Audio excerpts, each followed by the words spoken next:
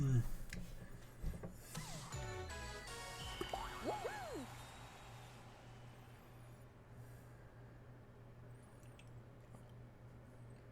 Oh, yeah. Yeah. I don't know why the PlayStation is so much darker. There we go. I don't know. And it's just the PlayStation. The Switch runs fine. Play Spartan Show. Spartan. Spartan.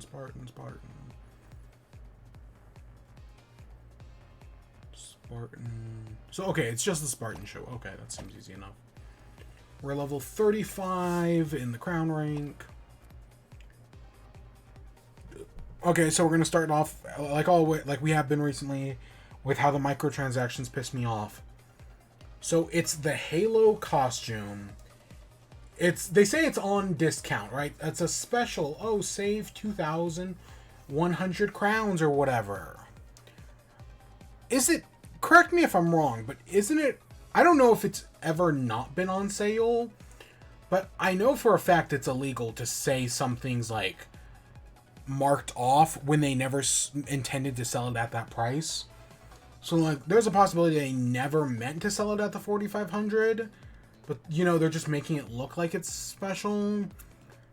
That's illegal, right? It's like giving something a fake price and then saying it's discounted to the real price. Whatever. We got these costumes, more money shit, and we got stuff that nobody gives a shit about. Actually, I will take that.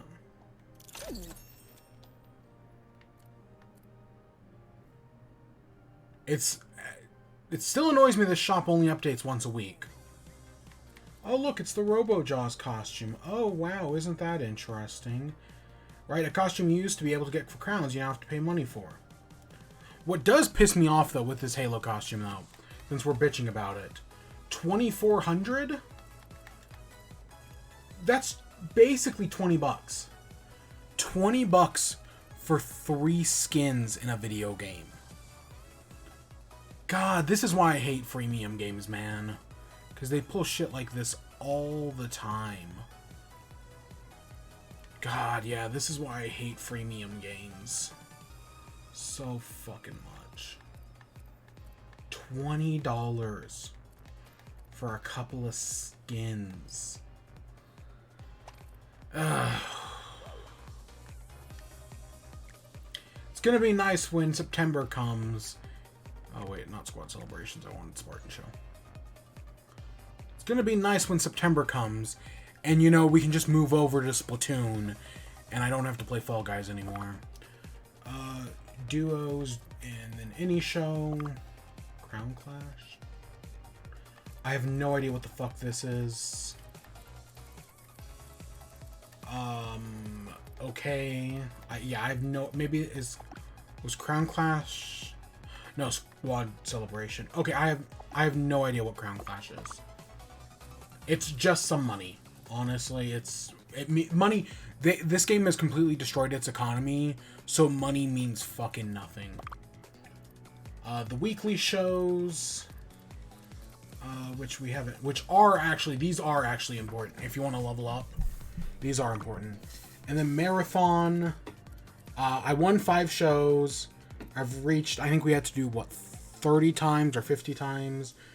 Or earn gold medals. I think we had to do, again, like 50-ish times. And then qualify from any round in any show. I don't remember how many times we had to do that. And then there was a special jump showdown round earlier on the week. And so I used that to complete this one.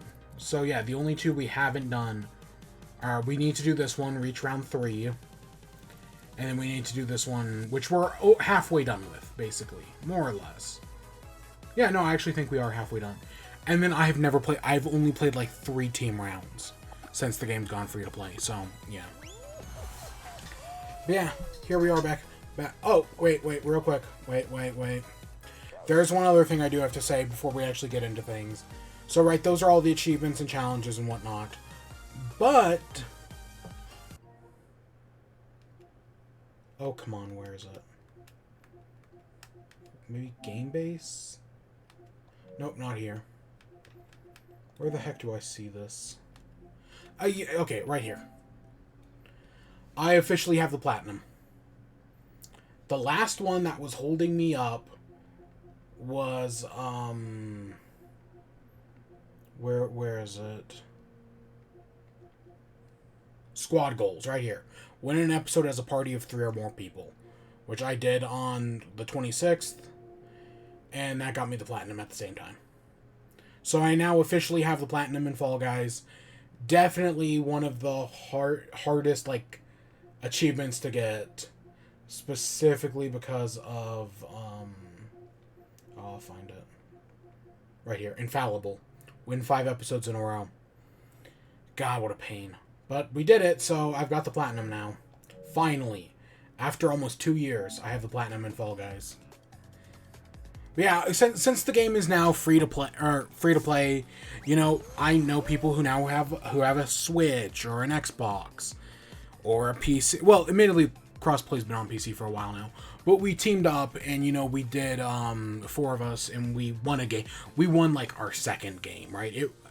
It went really quick, so I got the achievement and that was it.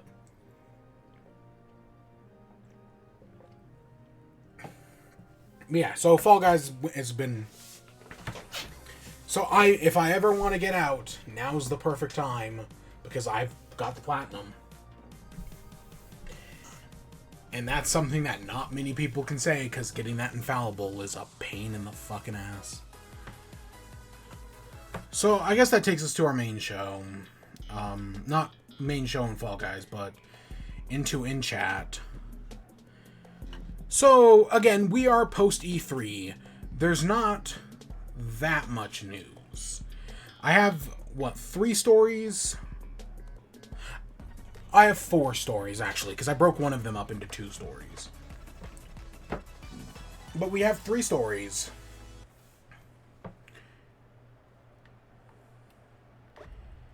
And yeah, it's post E3. I mean, Nintendo finally did their showcase. So, I guess we're starting off with the Nintendo Direct. I will say, I still do, at some point in the near future, expect a Nintendo-style E3 showcase. I mean, they might not at all. I think it makes sense, because there are some things they do have to talk about at some point.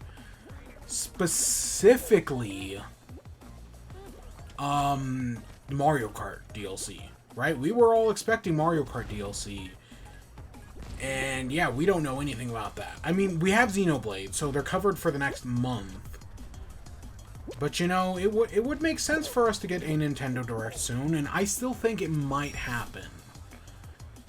Just not... Because, admittedly, from listening to some of the leakers and whatnot that I've either followed or just seen their posts, most of them were surprised that this Nintendo Direct that happened last week was a partner showcase. Oh, wait, is this supposed to be a team game? Are we just... God, I fucking hate that. I've had such a problem with this game in getting partners. Specifically in duos. I've been on duos and not got a single partner. Probably at least 1 out of every 2 duos rounds I do. Squad shows, maybe 1 out of every, 8. I just don't have a squad. Like, seriously, I have been on my own in squad shows. And it's... Oh, God, I exited out too early. God, I fucking hate that. Okay, so, yeah, from what it sounds like, a lot of people were actually really surprised that the Nintendo Direct wasn't a full Nintendo Direct. And we know that plans for Nintendo Directs can literally change in 48 hours. So it's completely possible that 48 hours before the Nintendo Direct Mini, Nintendo had planned to do a full Direct and then completely changed it. That's happened before. Why? Who knows? But we know for a fact it's something Nintendo has done. Right? So yeah, I still expect something at some point. I mean, technically they can get away with it until September and just do, you know, just put a Twitter update that's the Mario Kart DLC Wave 2, put a, do a Splatoon Direct and be good. Because because they don't have anything coming out in August, if I remember correctly. Xenoblade is in a month. Xenoblade is, or technically the end of this month. End of July. And then, the other thing is next month, and then Splatoon is early September. So yeah, theoretically, they can get away with whatever, because, you know, it doesn't really matter. And there usually is a September Direct, right? That's one of the two constants. Hey, Buttersworth, how you doing? But yeah, I was just kind of surprised, you know? It would have made sense. And also, admittedly, I was kind of predicting that Advanced Wars would be coming out in August. Because yeah, currently Nintendo doesn't have a game coming out in August. So it would make sense if their August game was Advanced Wars. Not that they might have something coming out in August. But nothing I can think of. Games releasing August 2022. 2 Point Campus. Cult of the Lamb. Okay, again, that's not them. Blossom Tale 2. Ooh, I didn't... Oh my gosh, that's August 16th? Ooh, that's cool. Blossom Tale is a Zelda-like game. And it's pretty good. I honestly do recommend it. It's on the Switch. I think I got it on sale a few years ago for like... I want to say I got it for like $5. It might have been more. It might have been $8. I got it for cheap either way, and it's pretty good. So yeah, the sequel. Okay, I'm excited for that. I didn't even know that was coming. I knew there was a sequel. I just didn't know when it was releasing. And then Cult of the Lamb looks great. I guess people already have like review codes or something like for that. So people have been enjoying it. I know there was a demo. I haven't played it. But yeah, so back onto the Nintendo Direct Mini. The actual showcase... Well, of course, it's a Nintendo Direct. There will always be people who will not be satisfied with it. Because Nintendo fans are gluttons who would not be satisfied with all the riches of heaven. But, from what I've seen this past week, the consensus on this Nintendo Direct Mini Partner Showcase is actually pretty positive. People are hyped for Persona. People are hyped for Monster Hunter. People are hyped for Mega Man. Right? Sonic Frontiers, even though, again, we've seen a bunch of that over this past few weeks. Nier Automata, Mario plus Rabbids. People actually really did like this Partner Presents, right? All it took was Nintendo putting a bunch of good games on their showcase, and hey, guess what? People actually like it now. Isn't that a surprise?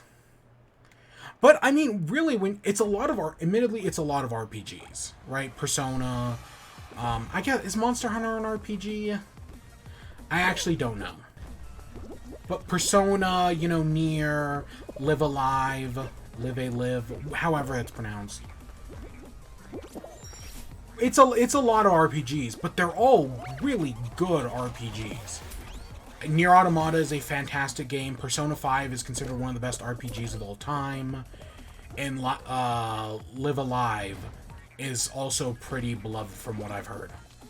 Even, at least in Japan. It never actually released in the States. You know? It's like, what's the game called? It's not To the Moon. To the Moon's a different game. It's got Moon in the title, though. It's an RPG... and that one's also pretty well beloved. How many people get a limit? I guess we're all tied for last. I have no idea. Okay, good. We're actually going to qualify this time. But yeah, so... I think the showcase is fine. Those are a lot of good RPGs. The thing is, most of those games I already have on other systems. I have Nier Automata on PlayStation. I technically I don't have Persona 5R, but I have Persona 5 on PlayStation. Right? Some of the stuff, like, I just... Like, Portal. Okay, admittedly, Portal has been doing very well on Switch, I guess, because it's only like $20, and $20 is easy for a lot of people, especially because Portal is one of the best games of all time. But I already own it on, technically, both PC and Xbox, because Orange Box and PC. So yeah, technically I own it on both those. Xbox 360. Right, what else? But yeah, so that was, like, some of those bigger games, that was kind of my hold up there. But I still think the showcase was fine, right? So I guess I'm not going to go through everything, but here's a few things that stand out for me. Or just a few things that stand out in general. Monster Hunter Rise Sunbreak. I think Sunbreak did come out. I think it came out either yesterday or 2 days ago. And I want to say people are liking it. Somebody explained that, like, on the PS4 you had Monster Hunter World, and then it got its DLC, Monster Hunter World. Oh, is this... Wait, this is a survival round? Usually this is a finale. I've never seen this before. Huh, that's interesting. But yeah, so Monster Hunter World had its DLC, Iceborne or Icebreaker or whatever. And from the way people described it is that Monster Hunter World Icebreak was just more Monster Hunter World. Did you like Monster Hunter World? Well, did you want some more? Play Iceborne or Icebreaker or whatever it's called. Whereas I've seen people describe Monster Hunter Rise as, hey, did you like Monster Hunter or Sunbreak? I've seen people say that, hey, did you like Monster Hunter Rise? Well, do you want the game to be even better? Well, go play Sunbreak. I hear it's more, but it's specifically better. Like, they made some improvements to it. And that's... Oh, I'm out. That's actually kind of appealing, you know? The idea of, like, hey, what if we just make the game but better? Yeah. Again, I've heard nothing but great things about Monster Hunter Rise. And admittedly, I also heard great things about Monster Hunter World. And I picked up Monster Hunter World. I don't think I picked up Iceborne. Or Icebreaker, or whatever it was called.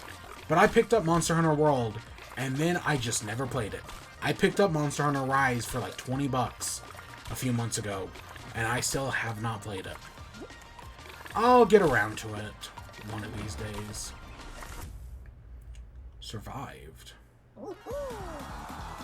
Okay, I'll take it. So yeah, I've been hearing great things about Monster Hunter Rise, and it's the best game in the series, but it's also, for newcomers, it is the most accessible. If you've never played a Monster Hunter game before, Rise, I've been told, is the perfect place to start. Next up, Mega Man Battle Network. I did not realize there were so many Battle Network games. I knew there were 3. I did not realize there were like 10. So they're breaking it up into 2 collections, Battle Network Collection 1 and Battle Net Collection 2. I don't know if they've said, like, what's the price. I don't think they've given a price point. I don't think it comes out until next year. But yeah, no, that's... You know, I know people really like the Battle Network games. I'll say that. I know people really like the Battle Network games. So, I mean, I guess it's cool for people who like those games. Well, hey, boom, there you go, there's some more. And they're finally getting the re-release that people have been wanting for so long. So yeah, I see this as not... Even if... Like, I know from the Mega Man Zero collections that, like, while the games start off strong, they eventually get pretty bad near the end with Mega Man Zero. But I have been told that, and I assume the same is true of Mega Man Battle Network. I have no idea, but it would make sense.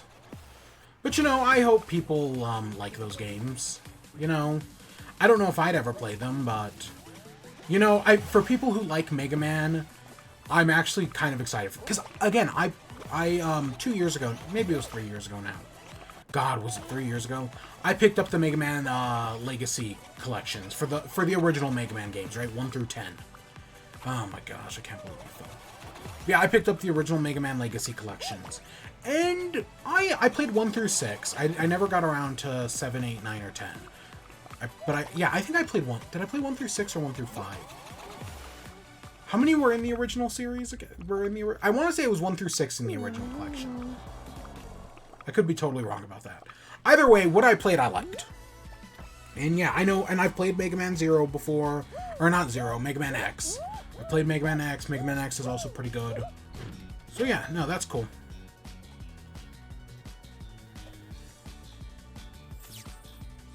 Final round in Spartan. Grab the balls in Spartan. Okay, we're slow. We're hopefully going to complete the Spartan thing tonight. Next up is Pac-Man World Repack, which I think people like this game. From what I understand, people do like this game. This year is Pac-Man's 40th anniversary, which is crazy to think about, but yeah, no, that makes sense. So yeah, it's Pac-Man's 40th anniversary, and hey, at least they're fucking doing, even if they didn't mention it was Pac-Man's 40th anniversary, at least they're putting out something. So many games go by and never, right, their anniversaries barely get acknowledged. Yes. I'm looking at you, Nintendo and Metroid. Until they actually did it, do something for Metroid's anniversary last year. But then they also completely forgot Kid Icarus's. But you know, Sakurai keeps it real, man. Nintendo might ignore these things, but Sakurai fully does acknowledge, like, hey, look, it's this game's anniversary.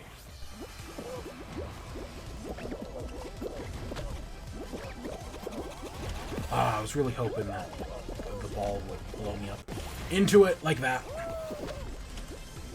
Oh my gosh, there's only one cannon. Okay.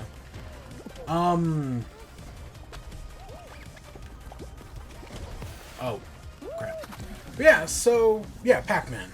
Next up is Blanc. Blanc is the game about the little wolf and the little fox. Just a really good art style. You know, I'm interested. Again, I expect it to be like a smaller game, you know, it's an indie game. But, you know, you can get fun out of that. There's a lot of good indie games like that, and yeah, no, I'm interested in it, sure. Again, there's no guarantee I'll pick it up, because for every indie game I say I want to pick up, I actually only pick up maybe a fourth. But it looks interesting, nevertheless. Portal Companion Collection, I never did find out if that Joy-Con thing was true or not. Because one of the leakers I followed talked about that Joy-Con, leaked the Portal Companion Collection, and talked about that Joy-Con thing. So if that Joy-Con thing is real, that means the rest of the leaks might be real as well. I still fucking doubt it because of the Pikmin thing, but, you know, it's interesting. But yeah, I considered picking it up, the Portal Collection, but then I was like, oh, Cuphead DLC, I'm gonna pick that up instead, which I have been playing, and we'll talk about it later. But yeah. Yeah, so I picked up Cuphead. I picked up like 1 or 2 other indie games as well. Part-Time UFO, which we'll talk about a little bit later, and Electhead, which we will not be talking about later, because I haven't actually played it yet, because I've been playing other Cuphead and Part-Time UFO. Sonic Frontiers got another trailer. So the only real notable thing, I guess, in the trailer is we got because of it, we now have a clear look. Specifically, renders got released online later, showing us a good look at the new character, Sage. So there's a shot in the trailer where there's like this giant like robot or something, and hovering over the robot's shoulder is like a little kid. Yeah, they revealed that the kid's name is Sage, and that I'm assuming they're like the main villain. They honestly are a lot like Infinite, the villain from Sonic not Sonic Frontiers. Sonic Forces, that's the game I was thinking of. Yeah, honestly, they remind me of the villain from Sonic Forces. But, you know, they don't look as stupid. Hey, we got somebody out.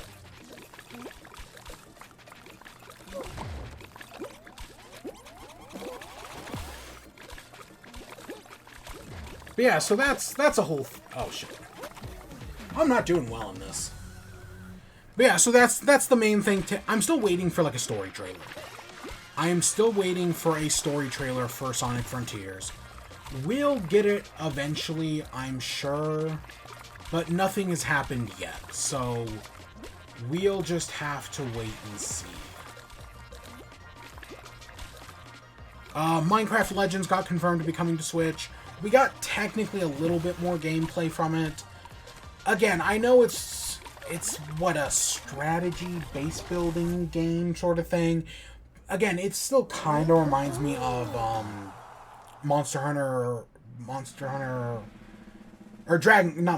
Dragon Quest Builders 2. It reminds me of Dragon Quest Builders 2 / Dragon Quest Builders 1, I don't know.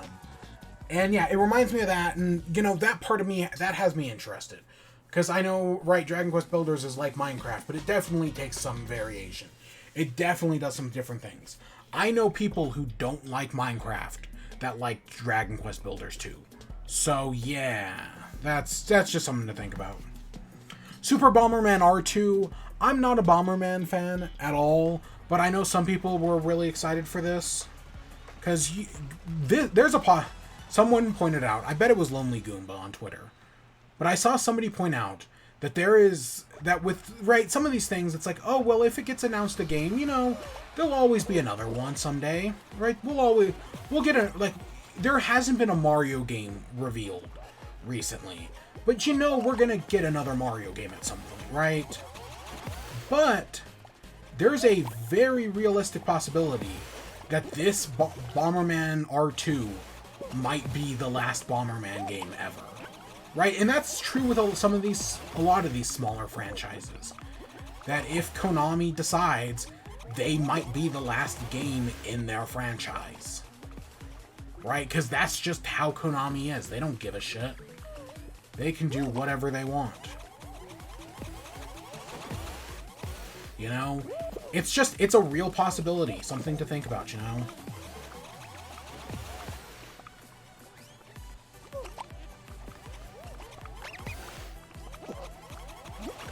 Stay on.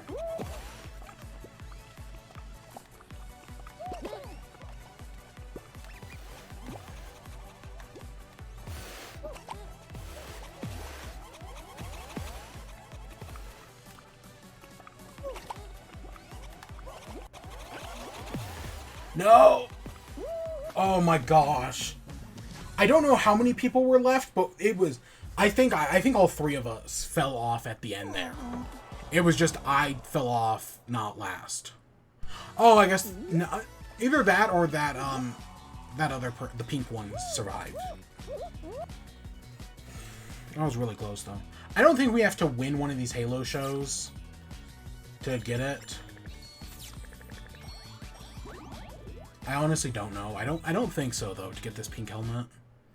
I could check. Yeah, no, we don't. Okay. I haven't seen the Lost Helmet on Thin Ice. Have we? We've been doing Thin Ice, right? And we haven't seen Gatecrasher Tiptoe yet. Okay. Yeah, next up, Harvestella. You know, it's another farming game. It's Square Enix. Square Enix has a lot of games coming out soon, man. And yeah, it looks, you know, I like me a farming game. I have been genuinely considering playing Stardew Valley again. I don't know if I'd want to stream it, because with the amount I stream, it would take us like 6 months to actually finish, to, you know, just do a full 3-year run. But I haven't started it yet, because, you know, I've been entrenched in Fallout 4. But I have been genuinely considering playing Stardew Valley again. Mainly because I've been watching Let's Players play it, and not just RT Game. Even though I have been watching RT Game, he's not the only one. I've been watching a few other people as well. But yeah. So that's a whole thing. There it is. I see it.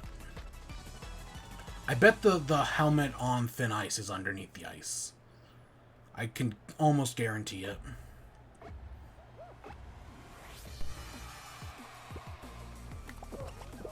Oh, right, there we go. So yeah, let's see.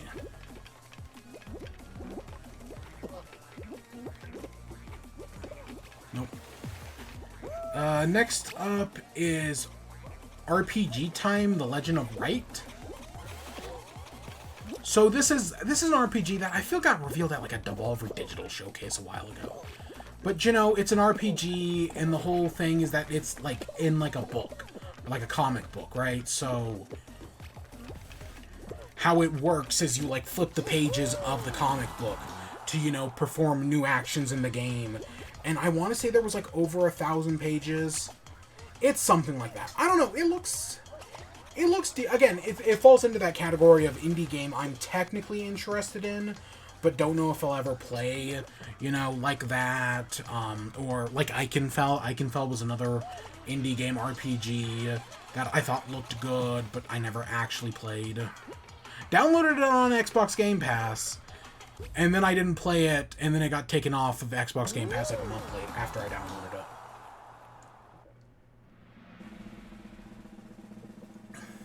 I don't know, there's that game, Omari, something like that, that I know recently came to Switch and Xbox Game Pass. And I've been like, a lot of people are comparing it to Undertale, and I really like Undertale, but part of me just wants to play Undertale again. If Undertale was on sale, I would just buy Undertale again. Honestly, if it were to, come on, any day now, Switch, put it on sale. I'll buy it again in a heartbeat. Because I already own it on PC, I just want it on Switch as well. But I'm waiting for it to go on sale. And then, Live Alive, another RPG. This is, I don't know if this sounds mean or not, but the thing that has me most interested in this is the fact that it's an RPG, right? A classic, like, JRPG that's only 30 hours long. Right, it's a series of like 8 short stories or whatever, and you can beat the entire... There's a demo out. I haven't played the demo, obviously, but there is a demo, and yeah, supposedly you can beat the entire game in like 30 hours, which, compared to Persona 5, which is a 100-hour RPG, Xenoblade Chronicles 3, which is a 100-hour RPG, Nier Automata, which I don't know for certain, but I'm guessing it's a 100-hour RPG. The idea of a 30-hour RPG that is also very high quality, like those 3 other games I just listed, is super appealing. Honestly, I really like that idea, so I hope that's true. You know, I really do. That's what when the Live Alive remake was announced, that's what people were saying about it. So that sounds really appealing. I really like that idea. I hope it's true. I'll try. Right, I want that to be true. I don't know, though, for sure. Speaking of Nier Automata got announced for Switch. Again, I already own it on PlayStation, and I haven't played it on that, so I'm not going to play it on Switch. I want to play it on PlayStation, I just never got around to it, because I'm the worst. See, the problem is, I like the idea of RPGs. I just don't have the time to play them, because most of them are around 100 hours. And then finally they ended off with Persona 3, 4, and 5. Again, when they got announced on Xbox a few weeks ago, I said it was inevitable they were coming to Switch. It was just Nintendo was going to do it on their own terms. And it took them a while. It took them about a month, a little more, a little less. But they did do it. They did release them on their own terms. Of course, they are coming to Game Pass, which is huge, right? Like, no matter how well they run on Switch. And, you know, having Persona 5 Portable, I was listening to, in my rumblings around through the Commonwealth, I've been listening to podcasts, and one of them was Greg Miller talk about how the reason he believes he didn't get into Persona 5 was not any problem with Persona 5, but specifically that it wasn't portable. He played both Persona 3 and Persona 4, games he liked portably on the PSP, and Persona 5 he didn't have portable. So maybe having it portable either on Switch or on xCloud or on Steam Deck, whatever it ends up being, will be a big appeal for him. And you know, that's totally possible.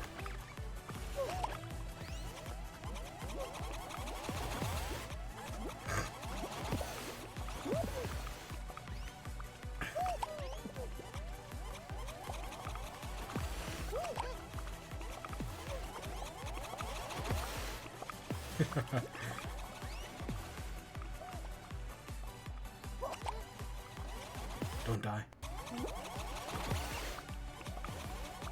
Oh, God.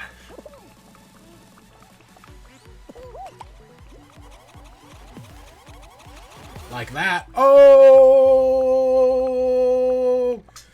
That's how you win a game.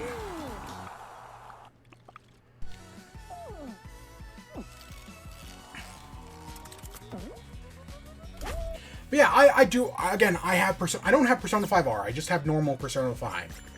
And I do want to play it at some point on the Switch. Or I do want to play Persona 5R. And, you know, maybe the Switch will finally get me to play it. You know, it's totally possible that the Switch will finally be the platform I play it on. Plus, I've heard tons of great, I know Persona 3 is really good, and I know people love, Persona 4 is considered like one of the best games of all time. Admittedly, I think Persona 5 is. Of course, most of my favorite jokes around this new Persona thing all have to do with the fact that Persona fans, now that the game's coming to Switch, Persona fans will actually play Persona 5 for the first time ever. Which is very funny, because it's totally true. There's a total thing about how Persona fans don't actually play, or Persona 5 specifically, don't actually play Persona 5. And in my experience, it's totally true. But yeah, no, that's all really cool.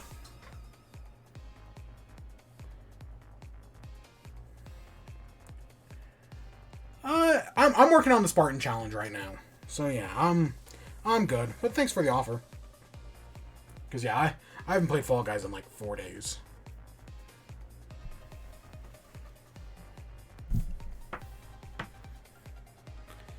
It had its hooks in me for like a week. And then, you know, new games started coming out, so I moved on to the next thing. Now, the last announcement from the Nintendo Direct that I'm saving for last, because it got its own little mini showcase, was Mario plus Rabbids Sparks of Hope. So Mario plus Rabbids, the original Mario plus Rabbids Kingdom Battle is, in my opinion, a pretty good game.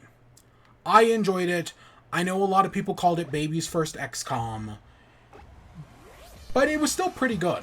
You know, for being Baby's First XCOM, I still did really enjoy it. You know, this ain't like Minecraft Dungeons was Baby's first Diablo, but from everyone I know who played Minecraft Dungeons, okay, not everyone, but at least a few people, they found it as Baby's first Diablo to be kind of insulting, you know? Like, they expected more from the game, is the feeling I got from some of these people. But when it came to Mario plus Rabbids Kingdom Battle, no, everyone I know who played it, and yeah, I know there was like one or two, but for the most part, no, people actually liked it. But yeah, as Baby's First XCOM, it was pretty good. And the sequel looks to be ramping it up, it looks to be even better. Bowser's now in the cast. I know there's a conspiracy theory that the villain Cursa is actually a corrupted Rosalina, a la Princess Peach from A Thousand Year Door, and that's super interesting. I really actually do like that idea. Because so far we've seen Rabbid Rosalina, but Rosalina herself hasn't been anywhere in any of these trailers. So, I mean, they could always be saving her, but I like that idea that, yeah, she's been possessed. But yeah, gameplay-wise, we got a whole new look at it, and yeah, it looks pretty good. It looks a lot like Mario plus Rabbids, but you know, they've made a few changes, and yeah, it's a bunch of improvements. But I won't be picking it up, probably, because it is a Ubisoft game. And Ubisoft is the company that mentally and physically abused its employees. There are several sexual assault allegations currently penned against Ubisoft. Do we have a partner on this? I honestly don't know. Yeah, Ubisoft is a shitty company. And while and again, there are all these allegations of mental and physical abuse. Ubisoft Milan, the studio that makes Mario plus Rabbids, is sparsely mentioned, right? They're not really, of all the allegations from all these Ubisoft studios, Ubisoft Milan is not in these allegations, right? But supporting Ubisoft Milan is still supporting Ubisoft. So while I bear no ill will towards David Assoliani, right, because again, he seems to be one of the few good people at Ubisoft, he appears, again, from all the allegations I've read, and I have not read everything. Yeah. But I still, because if you support him, you're also supporting Yves Guillemot, who, you know, is one of the main culprits. So it's you lose, right? No matter what, Yves Guillemot gets your money, and I don't want to give Yves Guillemot any of my money, because if he were to resign, and, you know, or maybe if Ubisoft were to unionize, I'd be talking different. I'd be singing a different song. But so far, that doesn't seem to be the case, as he refuses to resign. And while Ubisoft is currently trying to get bought up by Microsoft or Sony or, God, even Nintendo, so far nothing has happened. Because, yeah, Ubisoft, if you've been keeping up with the news, I know it's not what I normally talk about on stream, but Ubisoft has been trying to get bought up by other studios. Right, because they've been losing a lot of money, and because of this just utter shit show, Ubisoft has been trying to get themselves bought. You know, like Activision Blizzard, who was also, you know, also in a pretty bad state, / still is. I mean, they re-elected Bobby Kotick as the president of Activision Blizzard. So yeah, no, Ubisoft is still, Activision Blizzard, Ubisoft, they're all in shitty situations. But yeah, Ubisoft's trying to get itself bought. But so far, nothing has happened. But yeah, the game looks good. But I probably will not be buying it. Or if I do, I'm going to buy a used copy. You know, one less purchase that gets me the game, but doesn't give Yves Guillemot any of my money. I know somebody else gave Yves Guillemot their money. But, like, I'd rather have one used copy cycling its way through 100 people than 100 people buying a copy, right? But at the moment, I have no intentions to buy it. No matter how good I think the game looks. Fucking Ubisoft, man. Our next story, so speaking of Activision Blizzard and all their shittiness, someone came, I think it was Tony Hawk himself.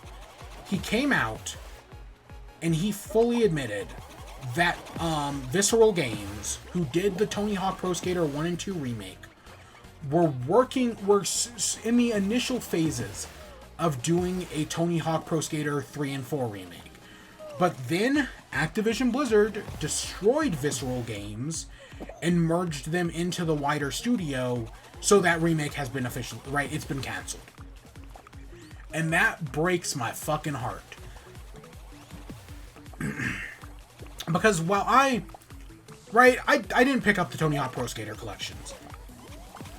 But if I had, but I like the Tony Hawk Pro, I'm not much of a skateboard guy. I never skateboarded in real life. But I liked the Tony Hawk Pro Skater games. And my favorite from the original series was Tony Hawk Pro Skater 4. I think 4 was, and I know this is the controversial take actually, but my favorite was 4 because 4 got the most creative. 4 did the most unique things. It had some of the most interesting ideas. And I feel like people don't give 4 enough credit for that.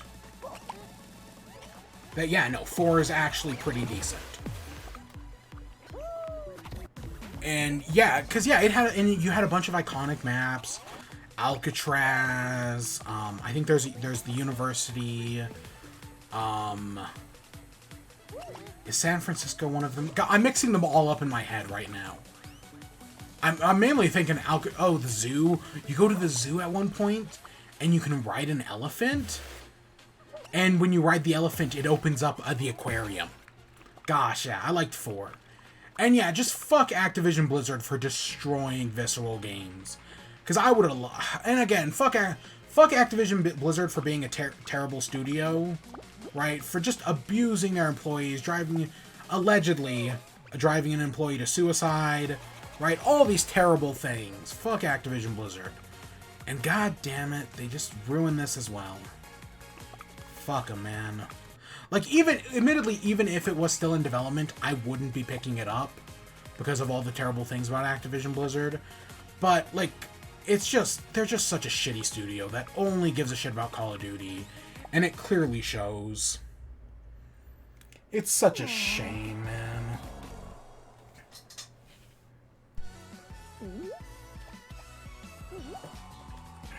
had nuggets for dinner, like chicken nuggets, and they were really good, but I'm so full. Oh my gosh. Do we have the full Among Us costume? I didn't even check earlier. Okay, we do have the top and bottom. Okay, good. Oh yeah, okay, we gotta do, the last thing we gotta do is find the helmet on thin ice. Okay, that shouldn't be too hard. So speaking of games that are not happening, there was, I guess, someone, I don't know who, someone tried to claim that Sucker Punch, right, the game studio, were making a new Sly Cooper game and a new Infamous game. Admittedly, I don't, are Sucker Punch owned by Xbox nowadays? That feels right in my head. Games. Maybe, no, I guess they're still owned by... For some reason, I thought some PlayStation studio got bought out by Xbox. But no, I guess not. Okay, yeah, because they did Ghost of Tsushima. I don't know. For some reason, there was some other PlayStation studio that, you know, is primarily known for making PlayStation games that got bought by Xbox. But yeah, so Sucker Punch Games, they're right. Someone tried to claim that they were working on a new Infamous and a new Sly Cooper. I've never played Sly Cooper, but I have played both. Technically, I've played. The only Infamous I haven't played is it called First Light? You know, the Infamous game where I think you play as the Neon Girl from Second Son. I've played the other 3 Infamous games. I do actually really enjoy the other 3 Infamous games. They're all pretty solid. I know 2 kind of is, like, has a very clear ending, and Second Son is just kind of like a very different story, but it was fine. You know, I still liked the game, all things considered. The new powers were cool, and yeah, I never had the DLC. So, you know. I think I might own it nowadays, but I never played it, if I do. But I liked Infamous, so the idea of a new one would be cool. And I've never played a Sly Cooper game. I'll straight up admit that. But a representative from Sucker Punch Productions did come out and say that no, that rumor is completely false. They, at the moment, them or any other studio is not working on a new Infamous or Sly Cooper game. It would be, again, Sly Cooper is one of those series that is perfect for a Crash Bandicoot, right, remake. Right, giving Sly Cooper, I know Sly Cooper, I think, got remade on PS3, but I would have rather had a full Sly Cooper remake than The Last of Us remake again, even though, yeah. Because, God, again, it was only 10 years, and I don't even remember when the last Sly Cooper came out. But yeah, a new Sly Cooper would have been, or even, again, giving it, like, the Insane Trilogy treatment. That would have been really cool, because I know people like those games, and I've never played them, and they seem like something I like, you know? So yeah, that could have been really cool, but nope, nothing happened. So, at the moment, we've got nothing, no new Sly Cooper, no nothing. No new Infamous, I don't think needed a remake. Again, it's about as worthy as The Last of Us. I mean, probably technically more, but no, I didn't need one. Not every game needs to be remade, but Sly Cooper, again, and I'll say the same thing for like Banjo-Kazooie and Jak and Daxter. All 3 of those games are all pretty viable contenders for remakes.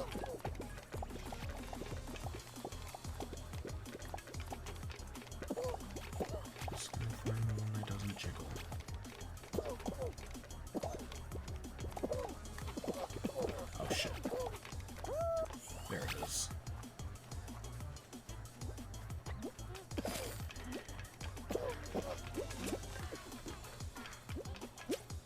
We're coming up last of the... Oh, okay, not last of the pack, but pretty far behind. But yeah, Sucker Punch, you know, they just did Ghost of Tsushima. People loved Ghost of Tsushima. I technically own it. Technically. Never played it, though, so... I don't know. I know people really liked it, and I wanted to. I just... Time is a hard thing, because it's something that you only get so much of, and once you're out, and you never get any more. Instead, I just put 1,000 hours into Fallout 4. Okay, I haven't put 1,000 hours. I think I put like 40.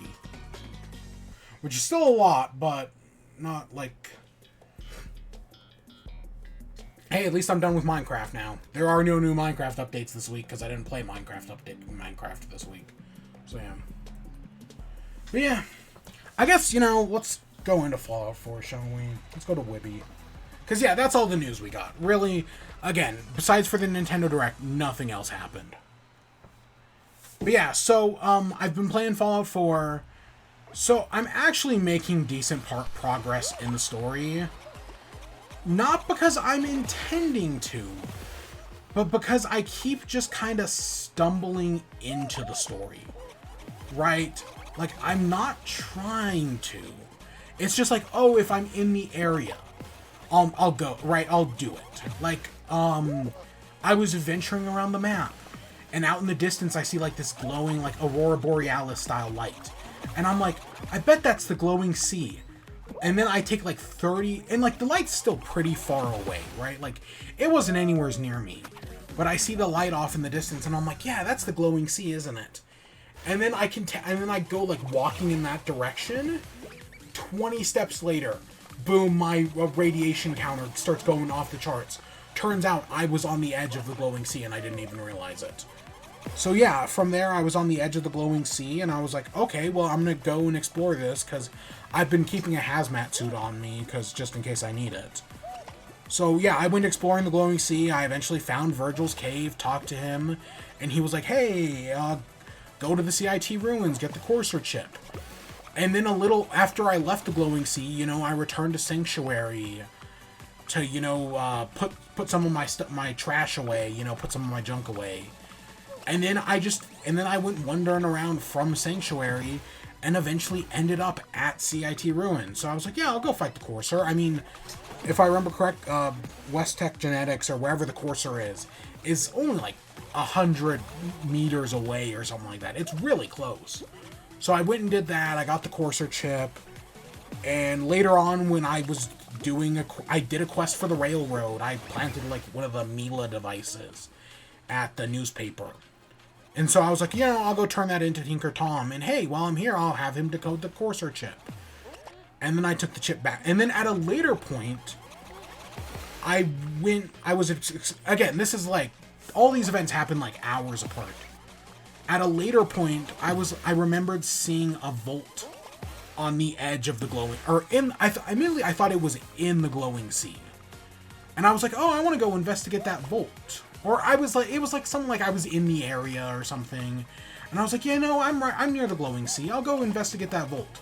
And then after investigating that vault, it was like Vault 90 something, like 91. It's the one that where all the users were like drugs. They were all like addicted to chems. The vault got them off of chems.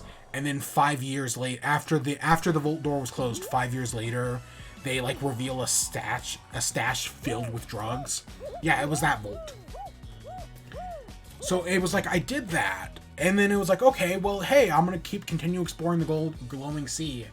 I went down, and I eventually ended back up at the Children of Adam's crater, and was like, okay, Virgil's right next door. I might as well just go talk to him. And then afterwards, I ended up back in Sanctuary to drop off my junk. And I was like, let's see if I have the stuff to, make the teleporter. Because at some point, I had helped out Preston Garvey clear the castle. But, Sturgis was in Sanctuary. So I was like, I'll see. And yeah, I had everything he needed to make the teleporter. So I was like, you know what? I might as well do it anyways. So yeah, I finally met Sean. And I said before that, because I don't want to do the Minuteman path again. And while I know doing the railroad is probably the most satisfying path, I just said screw it and I'm going to side with the Institute. Why not? Because why not do something different? I mean, I'm already evil, I might as well. Even though my character is just a yes man who agrees with everything that everybody tells her to do. because that's like the only way to play the game, because otherwise you just do nothing. But yeah, so I've been, right, I met Sean, and then and that was like where I ended off, was he gave me the quest to go to Libertalia, and I was like, I'll get around to it if I'm ever in the area. But I've been, just stomping around the Commonwealth, finding new stuff. It's all been pretty fun, Like, when the first time I went to the Glowing Sea, I find this, like, house with, right, a locked door under it. So I get, and you get the key right then and there. So I was like, okay, I'll go through the locked door, see what's under here. And it's a whole, like, bunker. And I'm like, wait. Because it's not a Vault-Tec bunker. So I'm like, wait a second. Is this the Enclave? Is this, like, a government, like, Enclave bunker? And sure enough, at the very bottom of the bunker is a set of Enclave power armor. And I was like, yeah! That was a great, because I didn't know that was there. I didn't even know the Enclave had, like, any presence in Fallout 4. So yeah, finding the Enclave bunker was actually really cool. Again, I'm just assuming it's the Enclave. It's Enclave. I'm sure it's like post-government, but the government of Fallout 4 eventually became the Enclave, so same difference, right? But yeah, so that was something that, again, I had no idea was in the game. That was a cool find. At one point I ended up at Malden Middle School, which has a vault underneath it. And I was like, oh, okay, there's a vault here, but my inventory's pretty full. So I guess I'll leave. So I'll go back to, like, base or whatever. And so I left to go back to base, and along the way I ended up in, like, this irradiated quarry. It was like a quarry where, like, a bunch of toxic waste barrels had been dropped. And at the bottom of the quarry is the entrance to Vault 88. And I was like, wait, what? Because the middle school still, like, I can see from the top of the quarry, I can still see the middle school, like, right there. And at least I'm pretty sure the middle school has a vault in it. I remember the middle school having a vault from the last time I played, because that was something I did do. And I'm pretty sure I'm at Malden Middle School anyways. It's got the pink paste everywhere, so I'm assuming I'm at the right place. So yeah, that was a genuine surprise to find Vault 88, because something that has also changed in Fallout 4 is, so I didn't have the DLC for Fallout 4, because I don't have the Game of the Year edition. I just have the normal, like, just the normal edition, right? But I've been waiting for the DLC to, go on sale, and the DLC finally went on sale a few days ago. So I picked it up, and yeah, because Vault 88 is the DIY vault, where you can make your own vault. So yeah, I've now got full access to that, and I just didn't, out of all places, I didn't expect it to be right there. Now, some things have been causing me problems, specifically the Silver Shroud quest, because I went to Hubris Comics, I got the Silver Shroud outfit, but then I can't do anything with, like, the outfit's a quest item, so I can't get it out of my inventory. And I was like, maybe I'll finally do the quest. So I headed back to Hubris Comics, didn't find anything. And then I was like, okay, I know there's a Silver Shroud radio signal in the financial district. So I listened to the Silver Shroud radio station, which the entire thing is just a metaphor for the story you're going through, right? With the Mechanist and, him replacing people with robots. That's just the plot of Fallout 4, right? It's all a microcosm for it. And yeah, that's the point of it. But that was fun to mess around with. But I still can't find the quest. I just sat there at Swan's Pond listening, because I had killed Swan. And so I just sat there listening to the Silver Shroud radio. Nothing. So yeah, that was disappointing that I never actually found out. I still haven't found the Silver Shroud quest. If I had to guess, maybe I missed something at Hubris Comics, but I have no idea. Because my second thought was, at the end of every Silver Shroud episode, there's a broadcast for Galaxy News Radio. And so my thought was like, oh, maybe I have to go find the Galaxy News Radio, right? Galaxy News Network.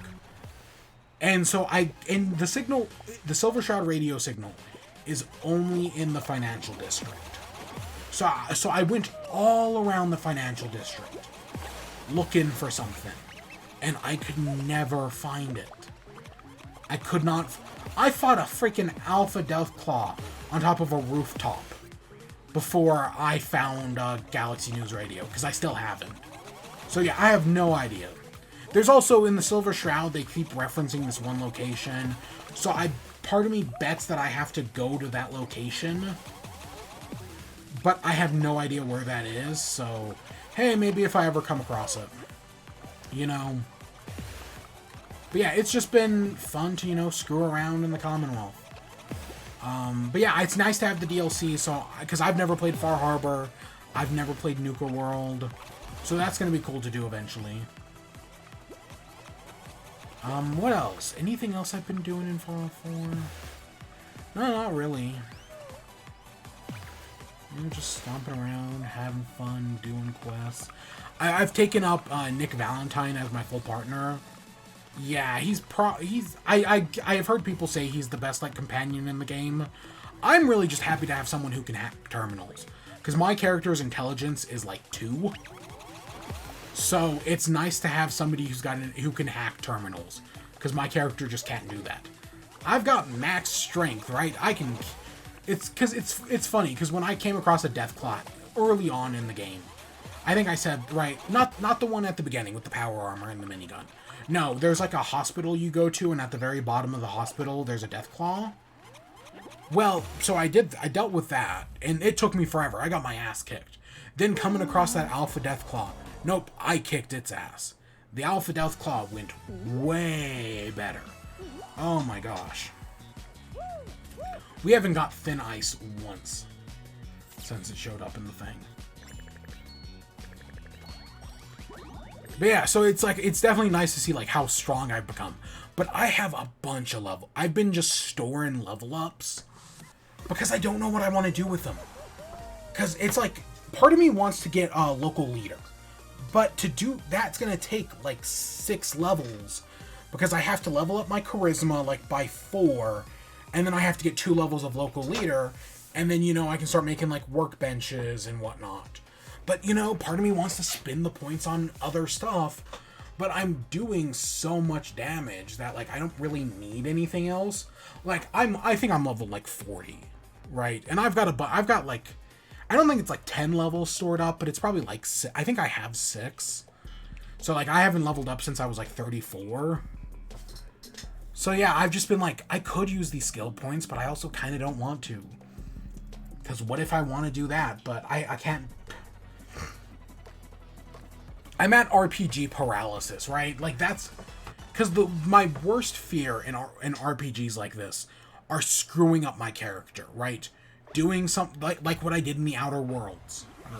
Yeah, Outer Worlds was the Obsidian game, right? In that game, I made a character, and I just completely screwed it up, and like that, and the character just became unusable, right? Because I screwed up their stats so bad. So I don't want to make that mistake again. So yeah, so far I've been trying to avoid it. And so far I seem to have done a pretty good job. But, yeah, even though I'm like level 40, yeah, I'm still just kind of worried, you know? Because it's very easy to screw up stuff like this. Okay, that's fake, that's fake. There we go. You are the head of... My partner was the head of the pack, and they didn't go for it. But yeah, yeah, so yeah, Fallout 4, it's been going pretty well. What else have I been doing? I have a list here. Oh, so okay, so you remember how yesterday I was like, you know, maybe I'll stream yesterday, or on Thursday I was like, maybe I'll stream on July 1st, maybe I won't. I ended up not, but the reason why I consider it every year is because July 1st, Canada Day, is my birthday. I usually don't make a big deal out of it, you know? Like, yeah, I think we streamed Animal Crossing, right? Because, you know, 365 days, July 1st is one of those 365. Right? So that happened, but, you know, but I'm always like, you know, should I, like, stream on it? And what I've been wanting to play Shovel Knight recently. So even though I didn't stream it, and I'm kind of glad I didn't, because I got interrupted a few times. but which is fine, you know. I'd rather. I was mostly just doing it for fun. And I didn't play Shovel Knight. I played Plague of Shadows, which is one of the Shovel Knight games. Yeah, Plague of Shadows is the Plague Knight one, the second expansion. And because it's my favorite, honestly, of the 4 Shovel Knights. Right? Shovel Knight, Shovel of Hope, Plague of Shadows, Spectre of Torment, and King of Cards. Plague of Shadows is my favorite. I'll straight up admit that. So I was like, I've been wanting to just play Shovel Knight in general, but I want specifically Plague of Shadows. So I sat down. My original intention was I was just gonna speed run it in like an hour or two. I ended up playing for about 4 hours, and I got 100% completion. Not trying to, but I was like, whenever I saw a coin, I picked it up. When I saw one of those coin secret areas, I went in them, right? I wasn't like going out of my way to do it. It's just I know the game. And I don't think I actually got 100%. I think I got like 97. Because I don't think I ever went back for like the Chalice and like 1 or 2 other upgrades. But yeah, it was just like, oh, when I come across, hey, you beat this level with like 10,000 gold? Well, you gotta use it somewheres, right? You might as well just go buy the gold cloak as soon as possible, you know? So yeah, I racked up so much money. And yeah, I basically 100%ed it. And yeah, like, it was like 4 hours, you know? Not very fast. But you know, I had fun doing it. I'm like, okay, do I want to do Shovel of Hope next? Do I want to do Spectre of Torment? We're going to stream King of Cards at some point. Because I've already... I did, back in the day, I Let's Played Shovel of Hope. I Let's Played Plague of Shadows. The best Let's Play I ever did was Spectre of Torment. We never did King of Cards, though. So at some point, I'm going to... Probably once we finish Pokemon in the next, like, week or two, the next thing we're going to do King of Cards. And it'll probably be a single stream. Honestly, with how long King of Cards is, I can probably do it in, like, 4 hours. So yeah, well, King of Cards will be the next stream. I'm just gonna say that right now. Usually I say shit like that in the outro. I'm just gonna commit to it right now. King of Cards.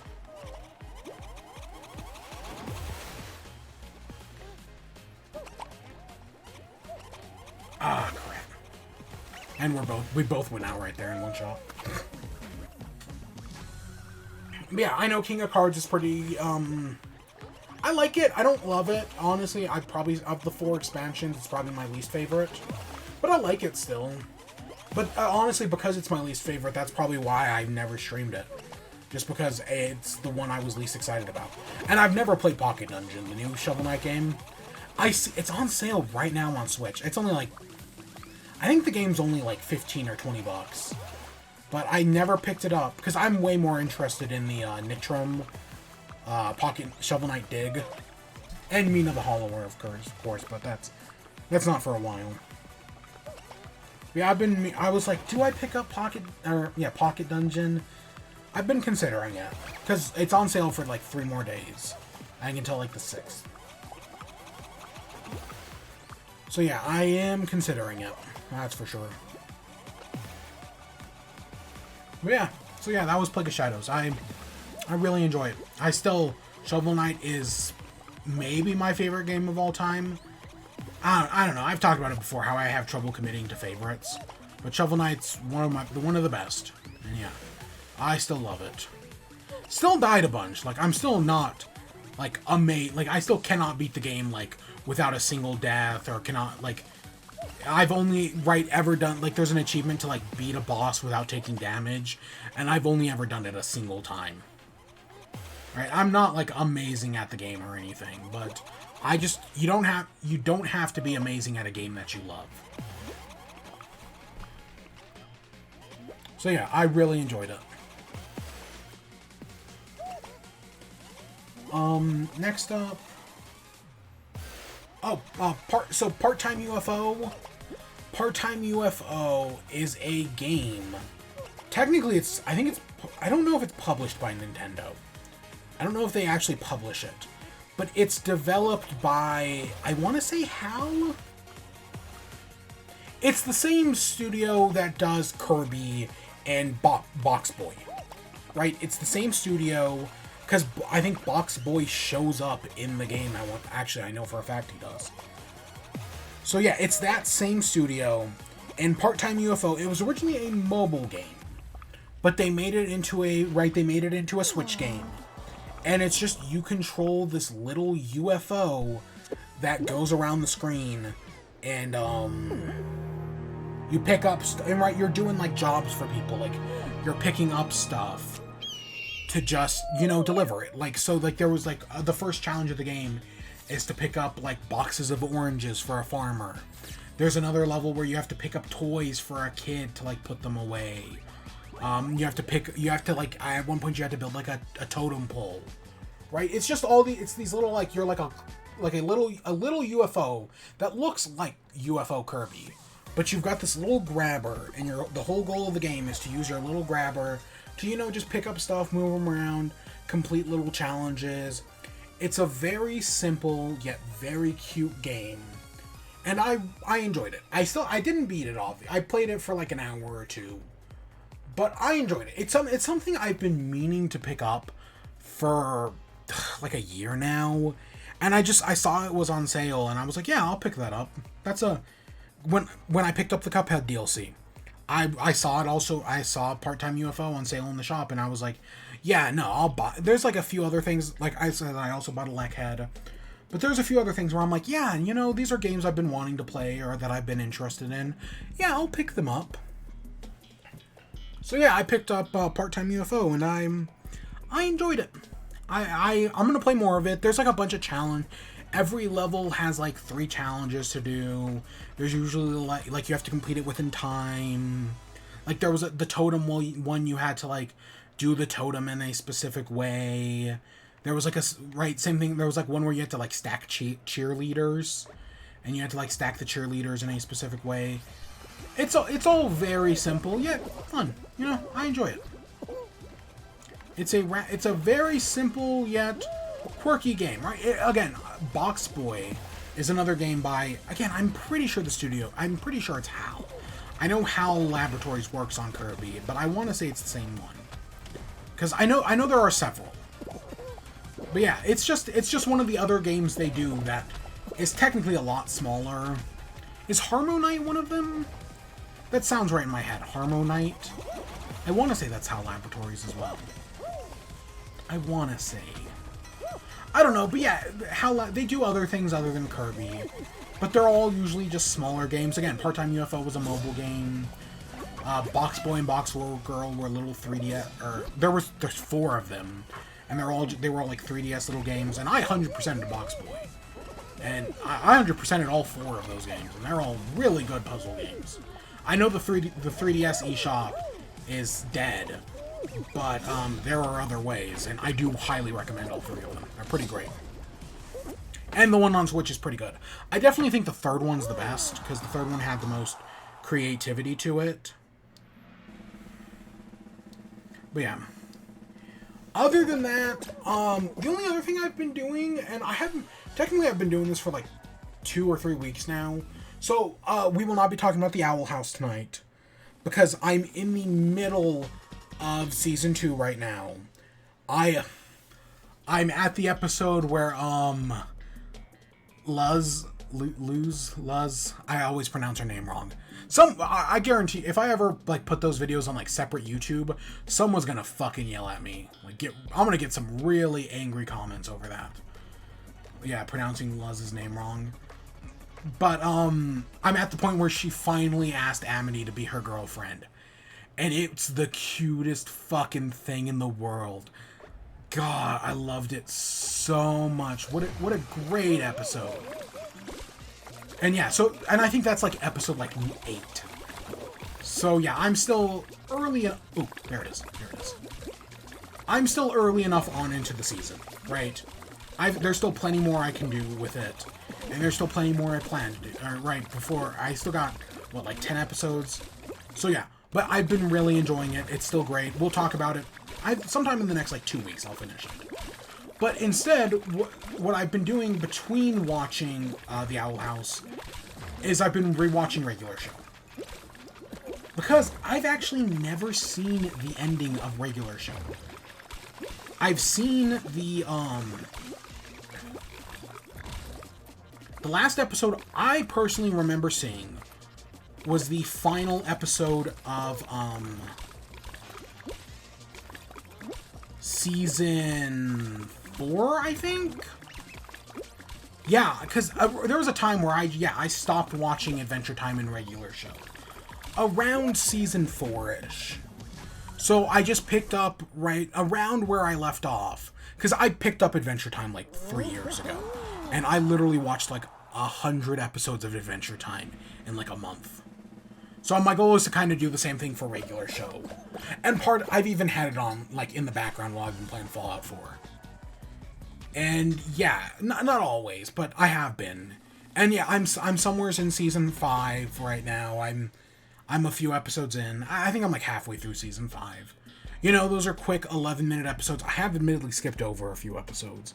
Specifically, a lot of the ones doing with, because I started off at season 4, admittedly. I started off at season 4, which is, again, the last thing I remember was the last episode of season 4. That was the last thing I remember.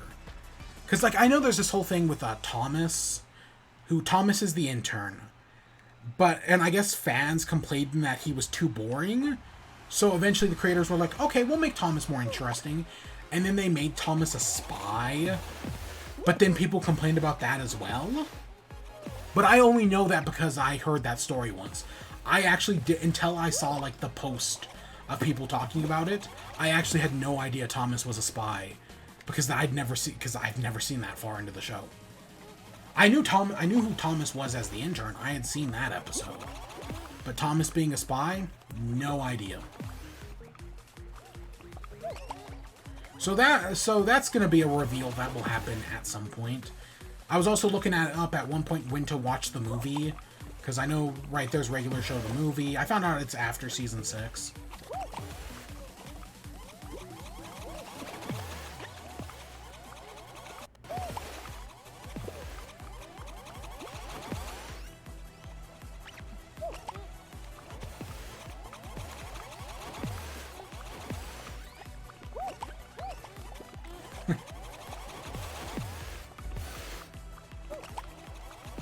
But yeah, so far I've just been slowly kind of making my way through regular show, and so far I've been enjoying it. It's nothing outstanding, and yeah, like a lot of the Margaret stuff in season 4, where I was like, oh, okay, I remember how this goes. Yeah, no, I'm good. I don't need to see this episode of him like trying to kiss Margaret and then freezing everybody in the park. I don't need to see that one again.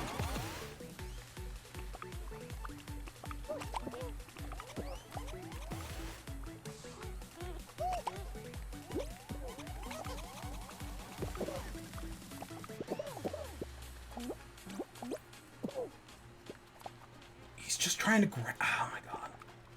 He wants this to be a grab finale. And that's not what I'm here to do.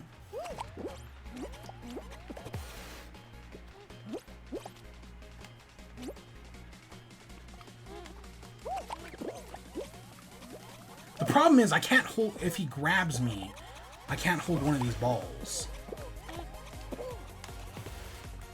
And I can't throw one of these balls. And they keep falling off the edge.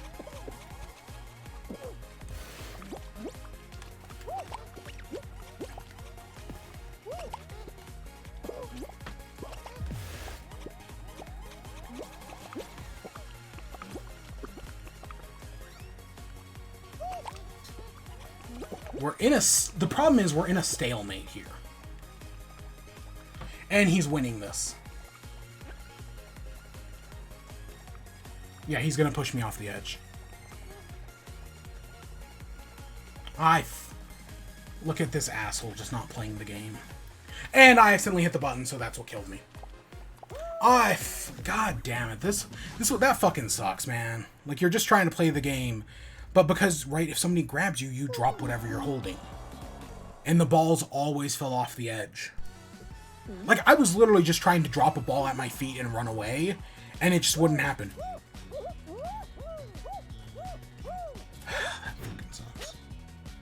Because I could have, if I could hold one of those balls long enough, I would have beat him, right? If I could have blown him up.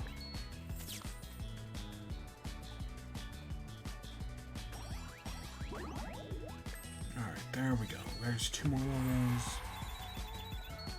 We're making good progress, you know. But yeah, so I've been going through. Eventually, again, technically, I'm already in the shit I've never seen. Right, I'm far enough in the show, but I'm still enjoying it. So we got all the Halo stuff. We got this hat with cat ears. Again, it's okay, but I still find this shit disgusting. So I gotta go get some more water and whatnot. I'll be back in a few minutes.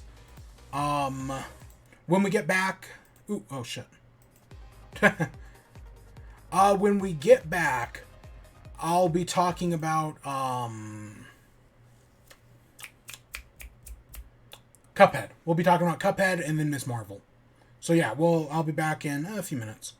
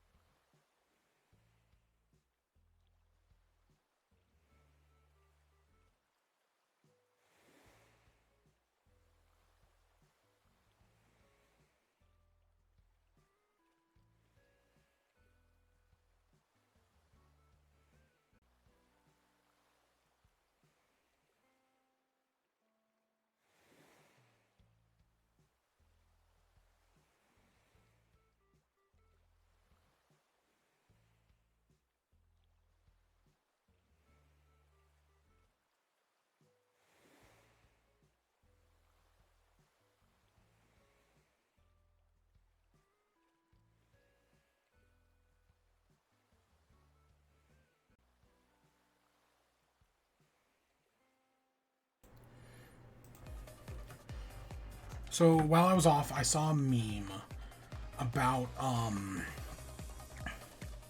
the Minions movie. So I guess there's this whole joke going, and it was this like theater that was just packed with people. And like at that, like the area at like the front of the theater, you know, between like the front row seats and the screen, it was just like a bunch of like way more people than should have been in the theater, just like partying. And it was a bunch of guys. So I guess there's this whole meme about like dudes going to the theater to watch the Minions movie. Which, God, please don't make the Minions movie successful. Like, don't get me wrong, I know we clowned on Morbius. And I know it was, as one of the few people who actually did see the movie the first time, not during the re-release, right? You would clown on Morbius because it's a bad movie. We're clowning on the Minions movie because it's a bad movie. But please don't make it a success, man. Like I'm all aboard for the meme. Like, just dudes, like, rolling, right? Like the Barbie one. The Barbie meme about, like, bros going to see Barbie. Great meme. But I don't need that same shit with the Minions, man. Don't make the Minions successful. Please don't make the Minions successful. God. God, I mean, they're going to make more of them regardless. And it's probably going to do better than Lightyear, which is a better movie.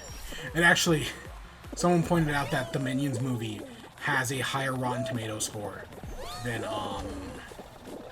Sonic the Hedgehog 2. Which is just fucking ridiculous. Admittedly, I saw the first Minions movie. Surprisingly enough, the first Minions movie, because it was set in the 60s, had a really great soundtrack. It took advantage of its 60s theming and just was filled with 60s music. Surprisingly good soundtrack. The rest of the movie was fucking awful. But yeah, no, that was like the one good thing about it. But yeah, no, they're gonna make the Minions movie flop while like, or the Minions movie succeed while like Lightyear flops. Oh shit, I didn't have it written down here, but I saw Lightyear. Yeah, I saw Lightyear. I liked it. You know, I wasn't blown away by it. Like, it's definitely not Pixar's like best work, especially compared to some of the other things they put out recently. But I liked it. Actually, again, I wasn't blown away by Soul. I know some people really love Soul, and it's just not a movie for me. You know, it wasn't made for me, and that's fine, because other people will enjoy it. Oh, we did qualify, okay. But yeah, I thought Lightyear was fine. I think the whole bit about, like, oh, this is the movie Andy watched as a kid that made him want a Buzz Lightyear action figure is stupid. Just full up, that's a stupid bit. Again, they have the perfect, right, the Buzz Lightyear cartoon from the, late 90s, early 2000s, I think fits that role much better, right? That's the type of show that I think a kid would watch and be like, yeah, I'm gonna get an action figure from that, right? The movie itself is clearly like a modern day, like, reboot, right? And that could have been like how they positioned it. Like, they could have had like a great, like, just not meant, right? Because the movie opens up with being like, in 1995, a kid called Andy watched this movie and wanted a Buzz Lightyear figure, right? That's literally the, like, opening text crawl of the movie. You know what would have been a much better thing? Is if at the end of the movie, they had, like, that post-credit scene that revealed that, Andy was taking his kid to see this new movie. That, right, Andy, who, again, I never saw Toy Story 4, so I wouldn't know if he was in it. I doubt it, though. But, right, he has a son, and he takes him to see the new one. Or a daughter, whatever, it doesn't matter. That would have been a much better, like, thing than being like, oh, this is the movie Andy watched as a kid. Especially because it is a fan-servicey movie, right? Like there's a shot near the end where they finally have, like, the Space Ranger costume that we see Buzz Lightyear, the action figure, in.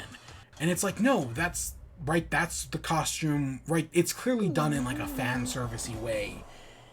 And it's just like, because, and the other inherent problem is that the whole thing of Toy Story is that it's all about the end of the Western in the beginning of the sci-fi, right? The end of, right, the Clint Eastwood Western, spaghetti Western, in the beginning of, Star Wars, because Buzz Lightyear is obviously Luke Skywalker. Like, that's the whole joke. They joke about it several times in the first 2 Toy Stories. Right? That's a whole thing. But this is not the type of movie that, like, some kid in 1995 would love. That's nitpicking, right? That's nitpicking at the end of the day, but it's still completely true. Other than that, I thought the movie was fine.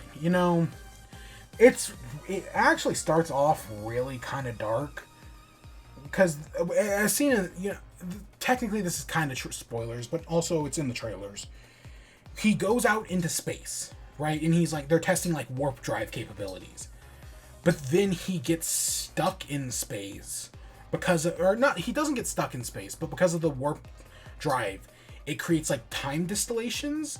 So when he comes back to the planet, it's right. The woman he came there with is right. She's dead, and now it's her granddaughter. And it's surprisingly way sadder than that in the movie.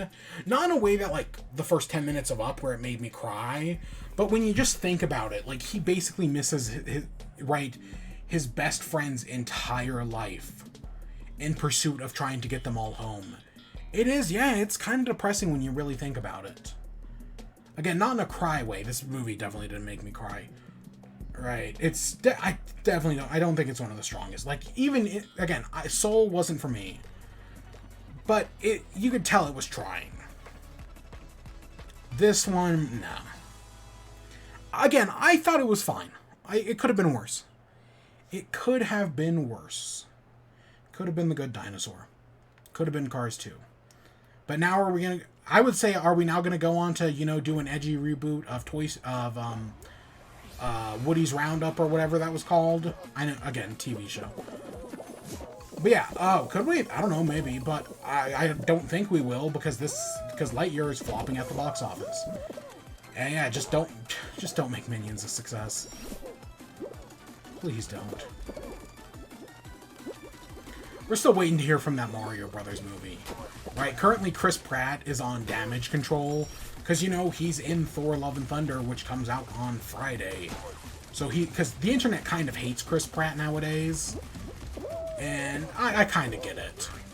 So yeah, he's right now on damage control, claiming not to be a religious person. And again, there's nothing wrong with being a religious person. It's just when your religion makes you an asshole to other people, right? When because of your religion you start acting like an asshole, then that's the problem. There's nothing wrong with being religious. But yeah, and of course Chris Pratt, I mean, he doesn't seem like an asshole, but the church he's a part of is very homophobic. And he's never come out and said that he's not homophobic. So we don't know. So since we don't know, well, hey, it's possible we can only assume the worst. Because he is a very religious person. Even though he's claiming he's not, I don't buy that for a fucking second. And again, not that there's any problem, right? He can be religious. I have no problem with that. Just don't be an asshole. Let gay people get married. They have no fucking bearing on your life. Your sad, miserable life. So let them do whatever the fuck they want. It's not like the Bible ever mentions gay people, because spoiler alert, it doesn't.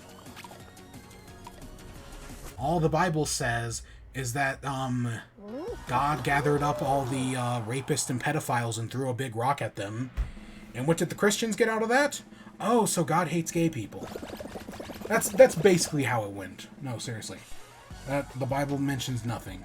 Until, of course, the Christians rewrote the Bible, but, that only happened, like 80 years ago. Okay, so moving on, Cuphead. So, I mentioned earlier this year, earlier, there was like a bunch of things. There was the Cuphead show. I'm pretty sure we'd gotten another trailer for the DLC at some point. Al Capo and Muggle played Cuphead. And it also went on sale on Switch. So even though I had Cuphead on Steam, I picked it up again on Switch. I played it again, and I thoroughly enjoyed Cuphead. Playing Cuphead for the second time, I thoroughly enjoyed it. So I was so excited for the DLC to release, 2 days ago? So yeah, I picked up, admittedly I didn't get to it until, yesterday? And it took me I didn't get to it on the release date, but I got around to it eventually. And yeah, well, and technically, it might have actually been today, because it might have been after midnight yesterday. So it might have actually just been today, now that I'm thinking about it. But I got around to the Cuphead deal. So I've been playing it yesterday. I started it yesterday, and I've been playing it some more today. And, I'm enjoying it. It's more Cuphead, but it's really good more Cuphead, right? There's only like a few more bosses they've added to the game, but the few new bosses are pretty good. Admittedly, some of them are, right? So when I played through Cuphead, right, when I bought it on Switch, I kind of had imposter syndrome, where I was wondering, like, am I good at this game? Or is it just, like, all these, like, factors that make me feel like I'm doing good? And I'm now a little bit of both, right? Like, yes, on one hand, I have gotten better. But on the other hand, I think the fact that I played the game in, like, 2016 when it released definitely did help. So that way, when I replayed it this year, I already kind of knew the boss patterns. And because I already knew the boss patterns, I did pretty good on them. And the only boss that really gave me, like, even some of the... If you go back and watch my original playthrough of Cuphead, some of those bosses I just struggled with for hours on end. And then on my most recent playthrough, I beat them in, like, I don't know, maybe, like, 20, 30 minutes. With the exception of King Dice. I still fucking hate... King Dice was still the worst boss. Oh my god. Hardest boss in the game. Even harder than the final boss. Fucking hate him. But yeah, other than that, I really enjoyed Cuphead. And so playing through the DLC, not knowing any of these bosses' patterns, I'm definitely getting my ass kicked. But I do also feel like I am better. Like, there was one boss where just on my first attempt, I got to the final phase on my first try. And then there were others where it's like, oh yeah, I'm doing... they showed off the snowman boss. I must have gotten within, like, 1 or 2 hits of the snowman boss, like, 10 times. And I just couldn't get that final hit off. But other than that, I was doing really good against that snowman boss. Right, like, I'd master these phases. So yeah, I've been really enjoying the DLC. At first, I didn't know if I liked Miss Chalice, the new character. Because, she's got all the... So, like, Cuphead, right? Cuphead's a very customizable character. You can give him whatever shots you want. You can give him whatever weapons and, special abilities. I prefer Smoke Bomb, and I occasionally use Auto Parry, but mostly Smoke Bomb, right? So when I started off this new one with Miss Chalice, she's got, instead of, how you, like, jump to parry, she dashes to parry. Instead of, she's got a double jump. I'm pretty sure she has 1 extra health. So Cuphead and Mugman normally have 3 health. She has 4. And then the other special ability is, she has an invincibility roll. So when she rolls, she's invincible. Right? It's a very brief window. Honestly, I've barely used the invincibility roll. It's always just a little... Really, bro? Come on. It's always just been a little too... I've used it on, like, one of the bosses. But yeah, at first when I started playing as her... Now, some of those things may sound like it makes it easy mode. No, the bosses are still hard. And most of them are actually built around you playing as her. So, like, a lot of the... Like, her double jump, for example. While you can beat these bosses without her double jump, having her double jump really does help. So that's actually a very useful thing to have. So right? And her dash parry. Again, these bosses actually do take advantage of that. So they definitely did take that into account. So even though it looks like she might be easier, I don't actually think she is. This ain't Funky Kong and Donkey Kong Country Tropical Freeze. You know what I'm saying? But yeah, so far I've beaten... I think I still have like one more boss to beat, and I'm betting there's going to be a twist. I haven't gotten there yet, but if I had to bet dollars for donuts, I bet there's going to be a twist. But there was one boss. So they do some creative things with the bosses. Again, I recommend you go play it for yourself, but I guess I'll give a spoiler right here, a spoiler warning. One of the bosses flips the screen. So they rotate the screen like 90 degrees, then next thing you know, the screen's upside down, right? And it does shit like that. So like they rotate the screen. And I'll be like, other than that, I actually really like that boss. I think it's actually a really cool boss. But when the whole screen rotation thing happened, my brain exploded. I was like, how the fuck do I deal with this? I am never going to be able to beat this boss. Like, even just the screen turning upside down in Geometry... I mean, Geometry Dash already makes me go cross-eyed. But even the screen turning upside down in Geometry Dash just destroyed me. Right? So in this, having the Cuphead, the screen turn upside down, I was like, oh god, how am I ever going to deal with this? I eventually did. Like, there was a point where the screen turned upside down and I was still doing fine. And I was like, okay, I actually have a chance here. You know, this might all work out in the end. But there was a moment where I was like, oh shit. I'm never going to be able to beat this boss, aren't I? But yeah, I did. And yeah, I still have a bit more to do. But so far, I'm really enjoying it. Great DLC. And it's only $8. Right? I had a choice between this or the Portal Companion Collection. And yeah, for $8, again, it's probably... I know some people might expect it to be bigger, but I mean, with all the effort they put into the animation and whatnot, it's still got a lot going on. It looks really good, right? The graphics are on point. The new, like, mechanics and whatnot they've added are also very top-notch. It's still Cuphead. It's very high quality. And in my opinion, at the $8 price point, it is not highway robbery. Like, I still think Bug Snacks is more highway robbery, because that was free. But this is still pretty wild, right? Getting all this Cuphead stuff for pennies on the dollar, basically. Because I would have paid more than $8. Like I said, I would have paid like $15 for the Bug Snacks DLC, probably. I probably would have paid way more for I probably would have paid about the same for the Cuphead DLC. And I have no idea how long the Bug Snacks DLC is, because I've never even played it. But that was free. Not that I'm saying this should be free. I'm just saying, like, I would have paid. Same thing. I know. I saw when the Portal Companion Collection came out, I saw people saying that, like, don't tell Valve, but we would have paid more money for this. And yeah, that's how I feel about the Cuphead DLC.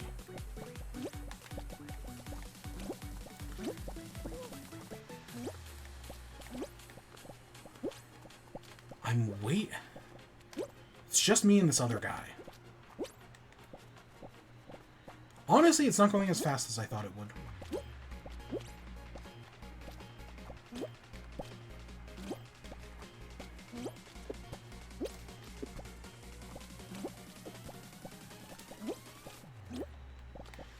Just one of it's just oh boom, there we go. It just takes one of us to trip up. And that's it.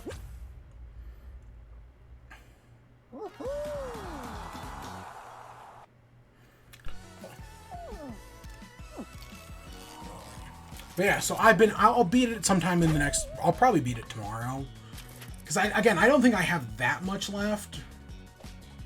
But yeah, so far, holy crap, look at that, almost 3,000 XP. But yeah, so far, it's really good. The Cuphead DLC. I'm thoroughly enjoying it.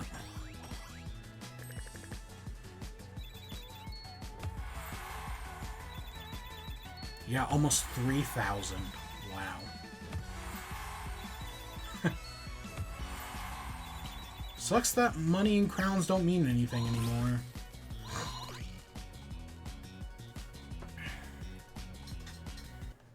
But But yeah, no, if you played Cuphead back in the day and you couldn't beat it, definitely give it another try.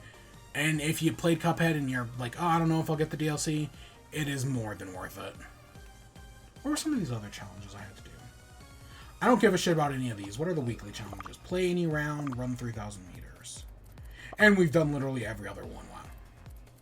We've got all those taken care of. I guess let's just do some normal shows. I know there's Squad Celebration, but I'm not rushing into it. I guess that takes us to... So our last two topics of the day are all about Miss Marvel. First, we'll talk about the TV show. Then we'll talk about the comic book, because I've been reading the comic. So, episode 4 of the show. So, in the last episode, they were going to Pakistan, right? She's going to Karachi with her mother to meet up with her grandmother. And now, when they said right at the end of the last episode, when it's like, oh, we're going to Karachi, I was like, oh, are we going to see Red Dagger next episode? Sure enough, Red Dagger's in this episode, which I think I hinted at it last week that I knew this was coming, but yeah, Red Dagger. This one, Red Dagger in the comics is just like, he's the hero of Karachi, and he eventually comes back to the States with Kamala later on. But yeah, it's in this one, right? We find out like the Red Daggers are like an order, and right, they're the ones guiding her. They tell her that how like the clandestine work, where they've been like stranded on the planet. But if she were to help the clandestine, it would actually like merge the two worlds and end up destroying theirs. So that's why she can't help the clandestine. Of course, the clandestine themselves break out of prison and they come find her. And the guy who's mentoring her with the Red, I'm gonna refer to Red Dagger as the guy. I don't remember his name off the top of my head, but I'm just gonna refer to him as Red Dagger, which is how they do it, right? Which is how they do it in the comics. But yeah, the guy who's mentoring them, he ends up dying, but Kamala is able to get away before she ends up time traveling at the end of the episode. At least I'm going to interpret that as time traveling. Right? Like, it might be something else. Like, she might just be living... Because we're clearly... Right, she's at the train station at the end of Apartheid. So it's clear she's gonna... Right... Is she gonna be the one... Is this all just her, like, great-grandmother's memory?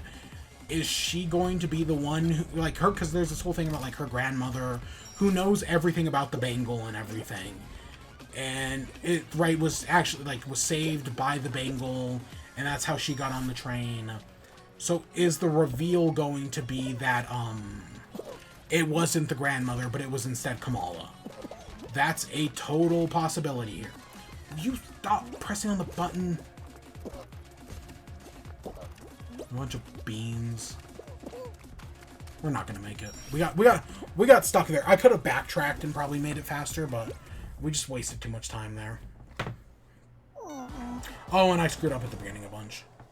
But yeah, so is she back in time? Is something else happen?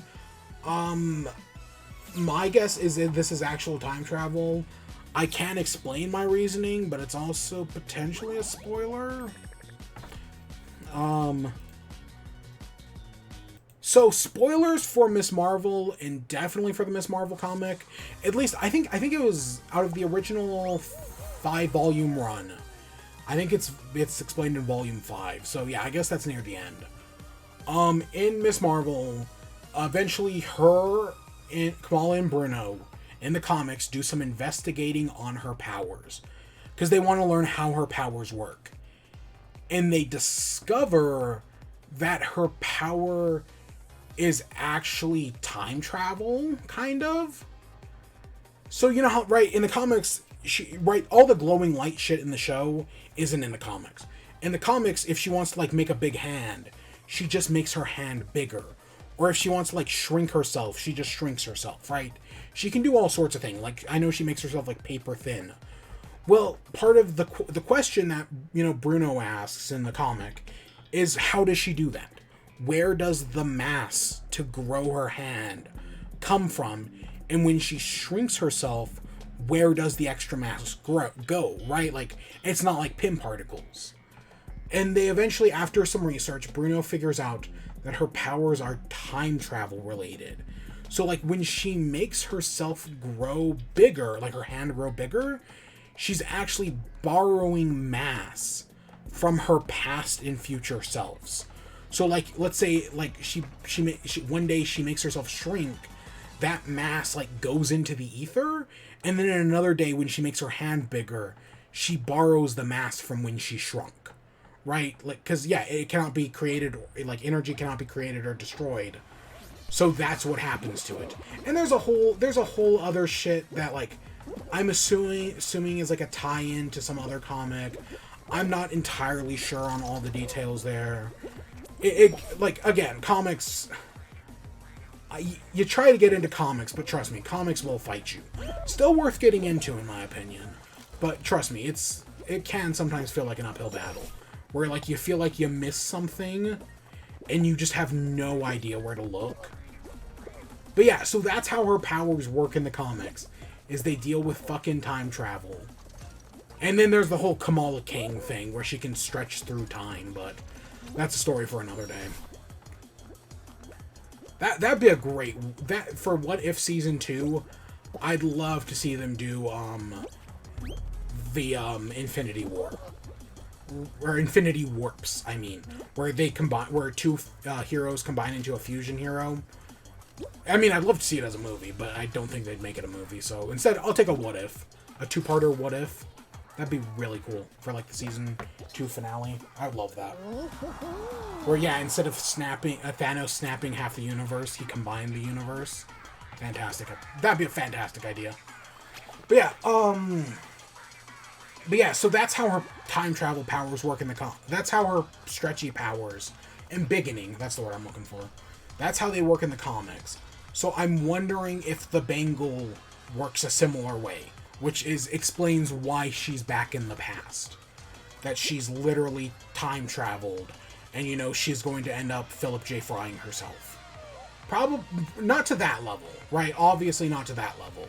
But, you know, she's going to be the one who saves her grandmother, and she's going to have to, right, with the fact that the clandestine, like, I said that I predicted that she was going to help the clandestine at the end. The fact that we know they're going to destroy the world. Hey, look, a Mechagodzilla. Huh, interesting. The fact that we know the clandestine are, right, if they succeed, they destroy the world. She's going to end up defeating them in the end, probably anyways, but it's interesting nevertheless. I also do, I'm going to take off the spoilers now. I do like in this, episode how, they explain her, right, how we're getting more of her costume, right, when she shows up in Karachi, they get kicked out for her wearing jeans. I think they just get put in, like, a different section. But then, right, she wears the red, she gets the vest from the Red Daggers, right, we're starting to see her, she's got the mask that Bruno made. I like that we're seeing her costume come together. And again, it's kind of how it works in the comics, kind of. Whereas, because, like, in this, she's wearing her Miss Marvel cosplay, whereas in the comics, she actually just became Miss Marvel. Like, she literally transformed. And yes, I know that was very effective in the comics, and technically the show's missing that. I'm not holding it too much against it, because this show is doing a lot. Right? Like, if you remember when I talked about Invincible, how I mentioned, like, Invincible somehow did both the first, like, 7 issues, but also the first, like, 30 at the same time. And 7 might even be an overstatement. It legitimately might have only been, like, the first 5, but it also took elements from, like, the next 30. That's kind of what Miss Marvel's doing, right? There are elements here from the first, like, few issues of the comics, but there are also elements from, like, the next, like, 30 or 40. So it's doing a lot, and I have no problem with that. Again, one of the things that makes Marvel good is that they're not afraid to adapt the comics. Whereas, like, DC only adapts 4 comics. Dark Knight Returns, Killing Joke, Long Halloween, and Hush. That's it. That's the only 4 comics DC knows how to adapt. The rest they all run away from. One of the things that makes the MCU successful is that it's not scared to adapt the comics and do a lot of different things. Again, I'm really excited for Thor next week. Thor, because I know, I haven't read it, but I know people love the Gore the God Butcher stuff from the Thor comics. So yeah. But yeah, so that's the episode. Don't know where it's going to go. I think there's 2 episodes. I think it's a 6-episode series. I think we found out She-Hulk is 9. So either those episodes are going to be shorter, or there's just more there. I hope it's the latter. I hope there's just more there. Yeah, I think this is only 6 episodes, even though I'd love to see more. But yeah, no, I'm still enjoying the show. I definitely do think this episode, right now that them spending time in Karachi, was way more interesting than like the first half of the last episode. Because episode 3 started off super weak. And it wasn't until the wedding that things got interesting. But yeah, so I thought this episode was fine. You know, definitely didn't blow me away. But I'm still enjoying the show. Again, I'm a fan of the comics.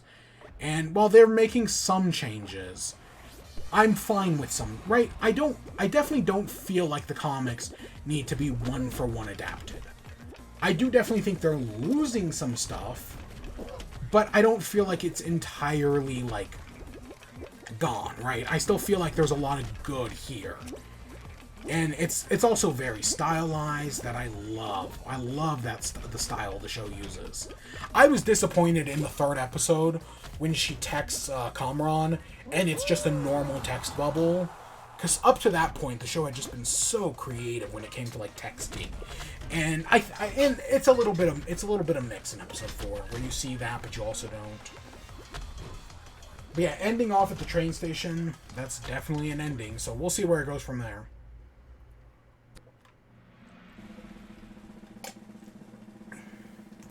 Yeah. So onto the Miss Marvel comics, on the other hand. Onto the Miss Marvel comics. Or, let's start off with the Champions. So, a few weeks back, I was reading Miss Marvel. Because I'd never read some issues, and there were tons of ones that came out. Like, when I started reading around, like, Civil War 2, right, with her new run there, when they started off at a new #1. And I had only read, like, 8 or 9 issues on that, but I'd picked up more. I think I read, like, volumes, I think they're 3 and 4 nowadays. No, maybe it was just volume. God, it might have just been volume 3. But yeah, and I think of the original 5-volume... Well, there's the original run, which was volumes 1 and 2. Then there was the second run, which was volumes 3, 4, and 5. And now there's a third run, which again uses the numbers 1, 2, and 3, under the title of The Magnificent Miss Marvel. But before I started reading The Magnificent Miss Marvel, I had to read something else. Or at least I wanted to, because I feel like they'd connect. And that being the Champions. So after I finished Volume 5, right, a few months ago, I started reading the Champions. And I'll be completely honest, I just was not vibing with the Champions as much. Like, I feel like the premise of the Champions is a very solid one. I like the idea of the Champions. And I definitely feel like there were some good issues. But there's also a lot of tie-in crap that I definitely didn't like, because, you know, they tie into Secret Empire. And, like, in the Secret Empire tie-in, you know, they're trying to find Kamala because she's gone missing, where, of course, at the time, she was just in boarding school, but they didn't know that. There's another... also, that's Secret Empire is where Miles kills Captain America, or Stevel, but that's a whole other thing. God, Civil War 2, man. God, Civil War 2. I have read Civil War 2. I should say that. Because I was reading Miss Marvel at the time, so I was like, oh yeah, I'll pick up Civil War 2. Sure, why not? Oh god. Oh god, no. God, that was like... What year was that? That was what, 2016, 2017? God, that was years ago. Oh, God. Back when I was actually buying comics instead of, you know, Comixology. But yeah, so the Champions is basically after the events of Civil War and, like, Civil War 2. Miss Marvel, who was on the... Miss Marvel, Miles Morales Spider-Man, and Nova are all kind of disillusioned with the Avengers. So they go out and they start a new superhero team. And eventually Kamala gives like this impassioned speech, which is where they get the name the Champions. As far as I know, I've never talked about the Champions on stream before, so we might as well. But yeah, so they start a team called the Champions, and you know, in it is Miss Marvel, Nova, Spider-Man, the daughter of Vision, who Vision at some point made a robot daughter. He made a whole robot family. I started reading that comic, and then I picked up right a few years after it came out. I picked it up, and because people always talk about how good it was, and with Tom King doing Heroes in Crisis, I was like, you know what? Maybe I'll read this. Maybe I'll check it out. And this was before Heroes in Crisis had come out, and then Heroes in Crisis came out, and it was like, oh, that was a mistake to have read Heroes in Crisis, which I have done. But even though I know Tom King's vision is good from everything I've heard, I've never actually read it. Or I started reading it and I got like 2 or 3 issues in, because I picked up the full series. But I know people really liked it, and in it, Vision gets he gets a whole family, but by the end of it, he only has a daughter, so shit kind of goes down. But yeah, so Vision, I think his name's Kid Hulk? Hulkling is Hulkling is married to Wiccan, who is Wanda's son, right? So I think so. So I think this is like Kid Hulk. Because post Civil War II, I actually think he was just called the Hulk actually at the time.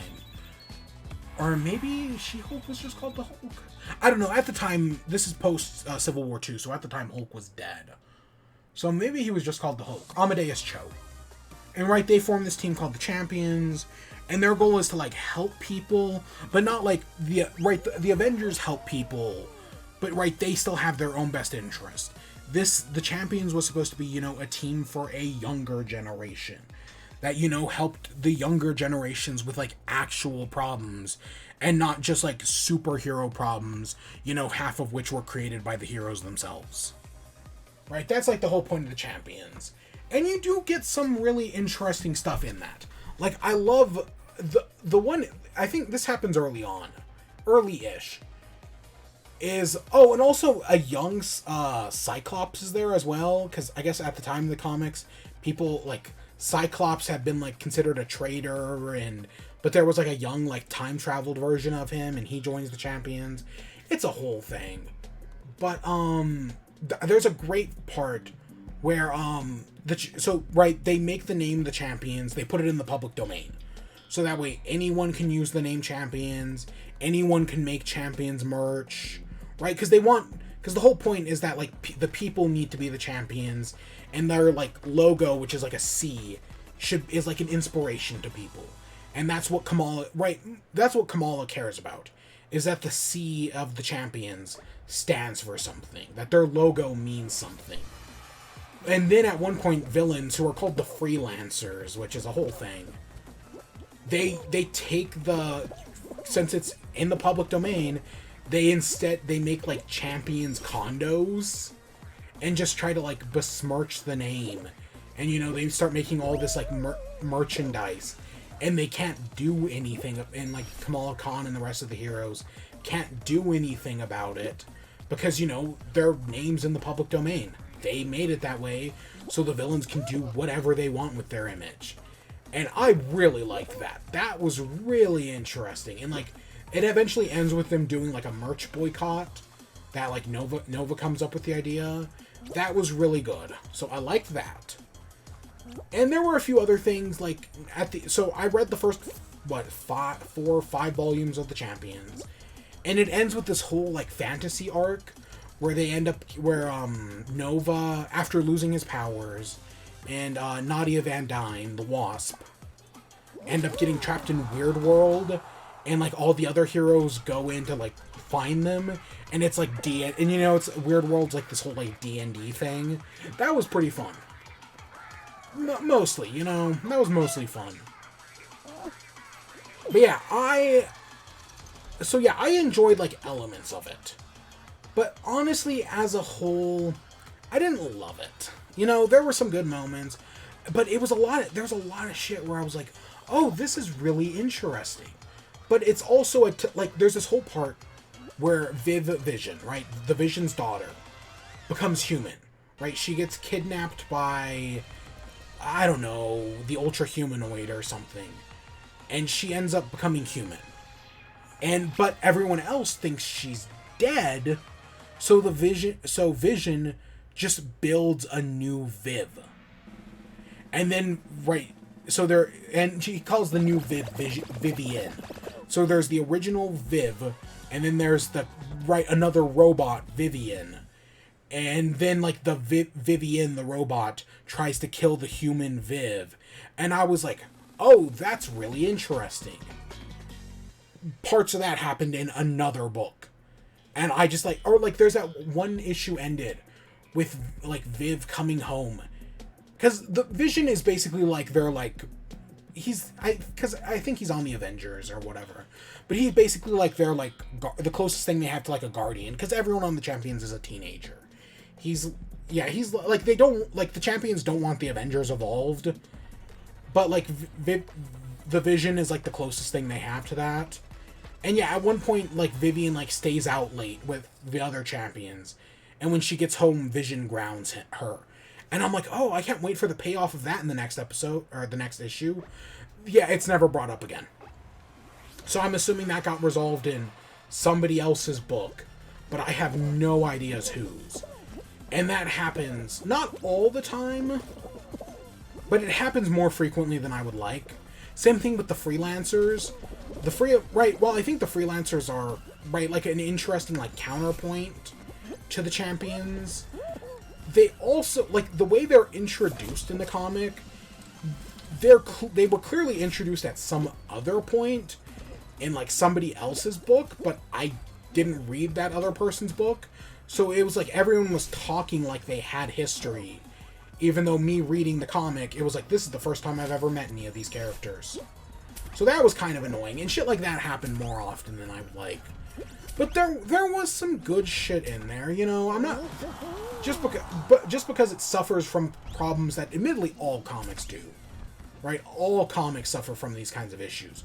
Stuff happening in other characters' books. Right? And like famously, just imagine reading Spider-Man. Oh wow, Spider-Man's so cool. And then next week he shows up in a black suit and you have no idea what happened because you didn't read Secret Wars. Right? It's shit like that. That is just one of the inherent problems with comics. But I still finished the entire 5 volumes. Now I'm getting into Outlawed. So I finished those 5 volumes and I was like, okay, it's now time to go back to Miss Marvel. So now with Miss Marvel, there's 2 more volumes that are the Magnificent Miss Marvel. And so I started reading those, and those were, you know, decent. Like, they, in them, Kamala and Bruno finally kind of get together. Like, at one point they share a kiss, and I was like, oh shit, finally, right? Because, like, they're, like, okay, they have, like, I know I've talked in the past about how, like, not every male protagonist has to end up with every female protagonist. But the way Kamala and Bruno have been handled in the comics, right, it clearly shows that they both want to be with each other. But they're constant.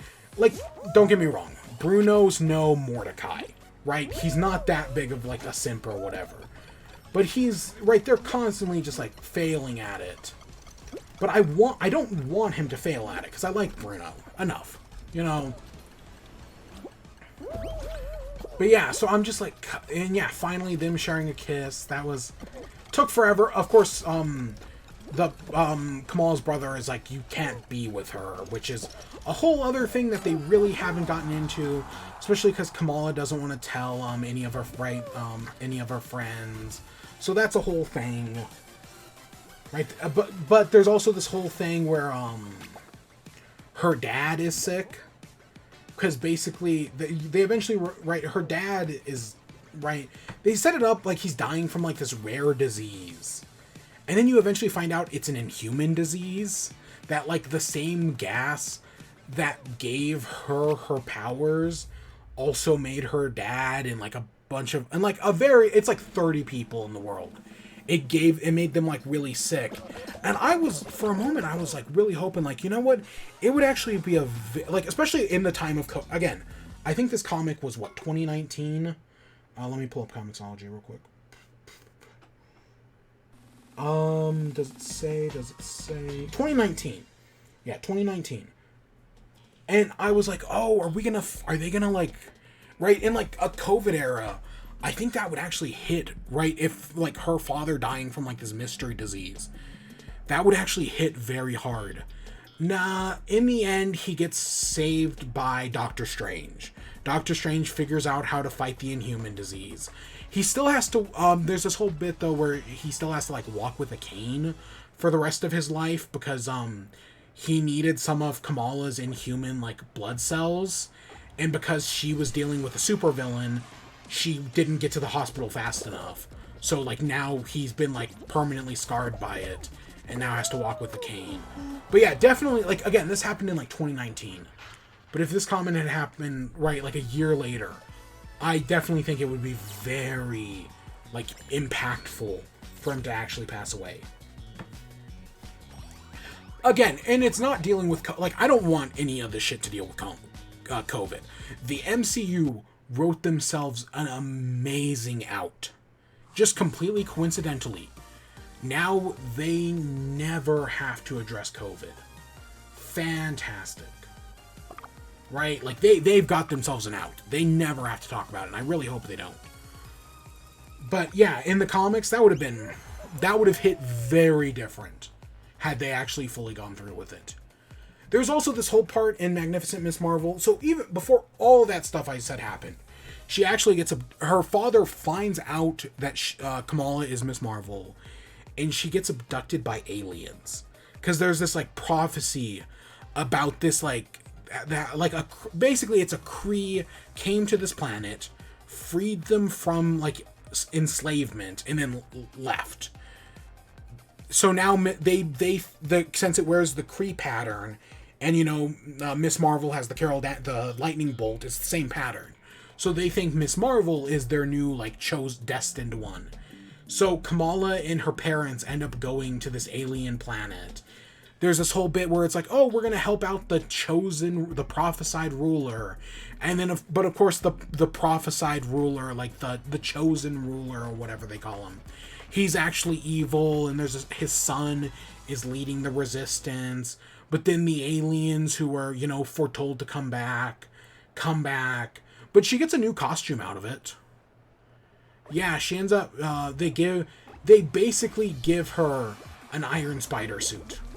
She gets like a Kree suit out of it that has the ability to use like nanotech and can like, it has like, you know, the Iron Spider has like those 4 arms. It has like these 2 like sashes. So the new costume was neat, but they definitely don't overdo it because it's actually more comparable. Because even though it's design wise, it reminds me of the Iron Spider suit. Storyline wise, it's a lot more like Venom. You know, the costume is a military thing at the end of the day. So it's forcing her to be more like... It's basically forcing her to like try to like hurt people and like kill people. And eventually it detaches from her and becomes like, it's called like Stormbreaker or Stormbringer or something like that. And it's like an evil like clone of her that, you know, is trying to kill people. And in the process of dealing with that, that's when, right, she needed to donate her blood to her father to, you know, save him. And she gets there, she just doesn't get there fast enough. See, I actually have no idea if comics have even addressed COVID. Like, honestly, I don't know if I've read anything that recent in the past few years. But I guess I'm getting there. But yeah, so those were the 2, right? And her going to space, it was okay. I definitely thought the stuff like when she got back, right, dealing with the new suit and everything, and her dealing with like this like villain called like Monopoly that like bought up this entire town and is turning the townspeople into like slaves is definitely was a little bit more interesting. And there's this guy, so Zoe Zimmer's first boyfriend is this guy named Josh, who after Zoe dumps him, he kind of becomes like an incel and claims that like none of the characters were actually his friends and they all hate him, and he becomes a villain. I don't think Josh is in the show. If he is, we definitely haven't seen him. Admittedly, we haven't seen Zoe since, the second episode, but it doesn't surprise me. I mean, yeah. Again, I hope they do good by her, because I like Zoe. But yeah, again, I hope Miss Marvel, the show, gets a second season. I know she's gonna be in the Marvels, but I just want more from her, because there's so much stuff I want. I really like the character. What can I say? But yeah, so that's all good. So now that I finished this is not the most recent run. I think the most recent run is Beyond, but in Magnificent there are 3 volumes. So I finished with the second volume, and the third volume is Outlawed. So Outlawed was an event so you know how like in Marvel Comics you have like the Superhero Registration Act, which led to Civil War, right? Outlawed is an act where it's like an act the government passes that makes teen superheroes illegal. Very interesting idea, right? I see all the potential. And I was like, oh, is Outlawed like this event comic or whatever? No. It's just it's a story that happened in the Champions and Miss Marvel. Maybe some other people's comics as well, but those are the 2 I know of. And I know it directly relates to Kamala, because the law passed that outlaws teen superheroes is called Kamala's Law, due to this whole thing. Again, the thing is, I haven't read this book yet. Because now that I finished up the 2 volumes of Miss Marvel, the 3rd volume is Outlawed. But before I can read Outlawed, I have 2 more volumes of the Champions to read again. And I'm not exactly anticipating reading these new issues of the Champions. There is some stuff I'm excited to see. At the very end of the 5th volume of the original Champions run, they kinda hint that like Ironheart and Viv will get together, right? Like they share a kiss, and I'm hoping the new issue kind of addresses that. Like I want to see them as a couple. I think that would be really cute. So maybe that'll address that. But other than that, I'm gonna read them obviously, but I'm really not looking forward to it. Like, I like Miss Marvel. I really do. But the Champions it's just not my style, you know? But I'm going to do it because I'm very curious. Outlawed as I think a great... Again, part of me I thought this was like a whole event, but it doesn't seem to be. But I'm still very interested in it. I feel like there's a lot of potential in like teen superheroes being outlawed. And now like they're like, what do we do? Do we continue, right? Do we break the law? Again, I do not want Civil War 3. I want to make that very clear. Having read both Civil War comics, those are both terrible comics. I still stand by the first one is worse. Civil War 1 is a horrible comic. The best MCU movie, one of the worst Marvel comics. Okay, that's probably a stretch when stuff like Avengers 200 and One More Day exist, and the whole Gwen Stacy having Norman Osborn's kids. Like, okay, there's definitely worse stuff in Marvel Comics, but of the stuff I've actually read, I fucking hate Civil War, man. Civil War sucks. Look at all these beans running around. God damn, I fucking hate grabbers, man. I know, well, oh, if you hate them, you just got to be more aggressive. I know, but I don't want to be. God, I fucking hate grabbers. But yeah, so that's where I'm at with Miss Marvel. I gotta start, now I finished the 2 volumes, now it's back. I know I could just read the 3rd volume of the Champions that is outlawed, I don't think I'm going to. I think I'm gonna start back at the new Volume 1, the one. Oh, who's the writer now? It's now we're gonna do one more game. The writer is now Jim Zub. Is that right?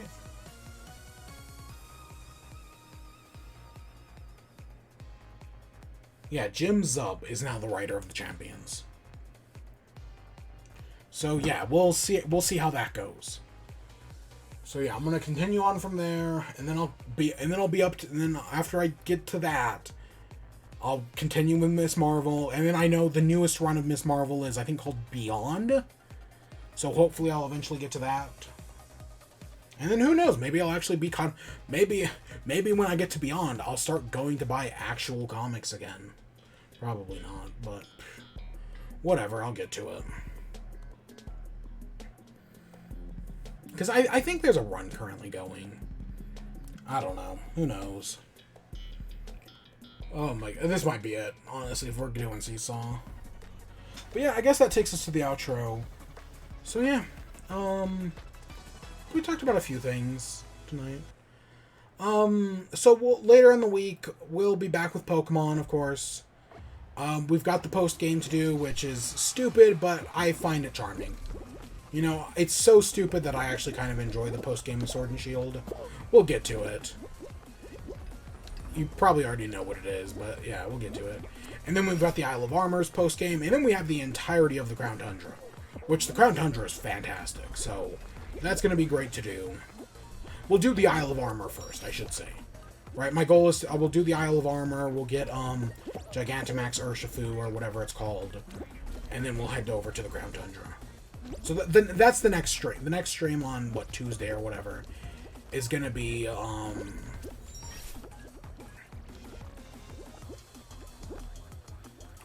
yeah, the post-game stuff. And then, yeah, from there, Shovel Knight, probably, King of Cards, Isle of Big Snacks. Again, part of me has wanted to stream way more this summer. Like, I've wanted to do so much more, and I just haven't. I'm the worst. But we'll see. We'll see how things change. You know, once August rolls around, things are going to be different. But we've got the entirety of July to go through first. When it comes to Fall Guys, you know, I think that penguin just quit. When it comes to Fall Guys, you know, like I said, the whole microtransaction stuff drives me crazy. Because, like, all of this stuff would have been crown costumes. And I think what extra annoys me is the fact that I had 100 crowns. And, like, the game just destroyed its in-game economy just for microtransactions.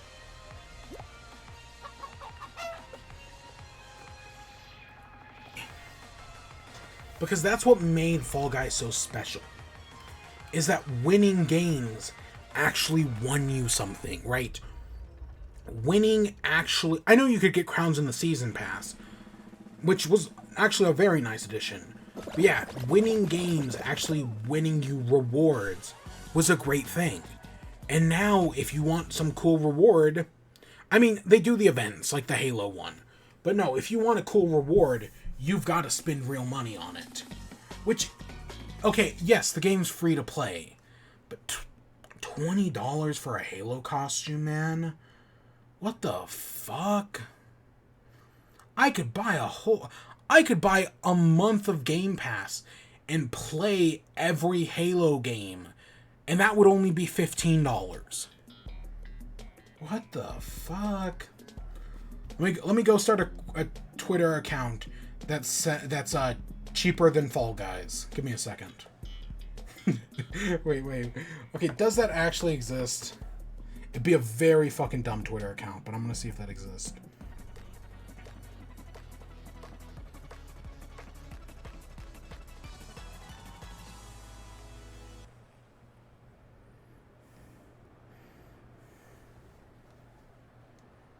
Oh god, do I start the cheaper than Fall Guys Twitter account? That just takes their crummy DLCs and just means like, oh, you can get this entire game for cheaper than you can, say, the Halo costume. Again, people, the specific account I think of is the cheaper than Fire Emblem. The Fire Emblem, not Three Houses, the mobile game. I don't remember. I honestly am completely blanking on what the mobile game was called. I know there was also one that was like cheaper than the Diddy Kong and the Mario Kart Tour. That was another one. I don't know. $20 is very, like, there's a lot less I can do with a $20 limit. There's still plenty I can do with a $20 limit. But, that's actually an interesting proposal. I'll keep that in... God, do I create... How hard is it to create another Twitter account? Fuck. You know, the worst part is, even if it only gets like 100 followers, even if it only gets like 30, that's still more than my actual Twitter account.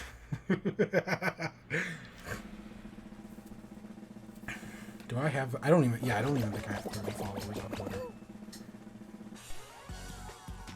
Let's see. It's cheaper than 1 year of the Fire Emblem Heroes Pass. That's the Twitter account.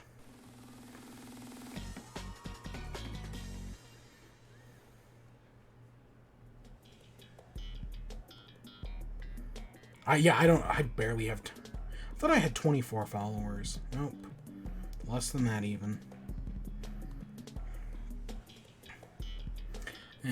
Whatever. Who gives a shit? God.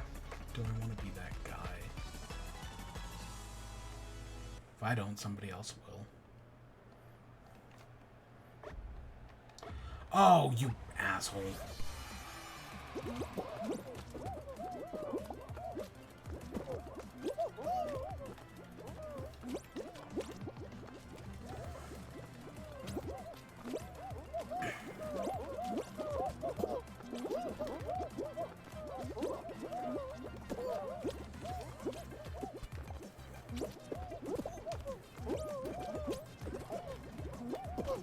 Oh, come on. It did not take me up nearly as high as it should have.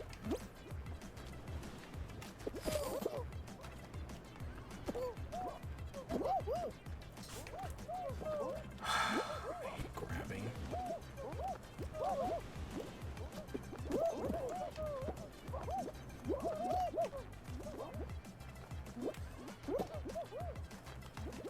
I know it's close enough. Oh, we're already out. Okay, whatever.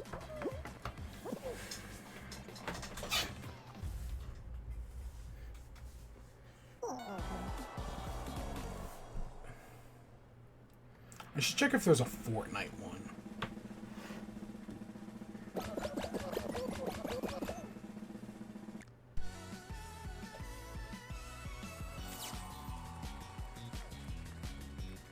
There's a cheaper than Genshin Impact. Cheaper than Dirt.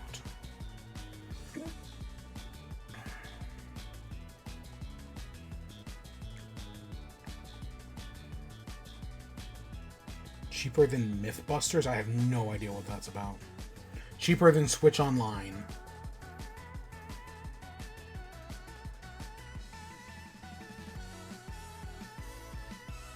Things cheaper than level 100 Fortnite levels.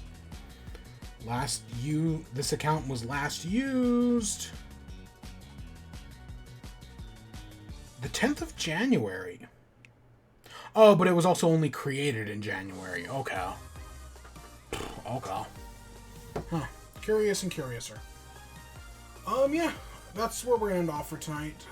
That's all I wanted to do. You know, we actually leveled up, what, like 10 levels in the season pass? I don't remember.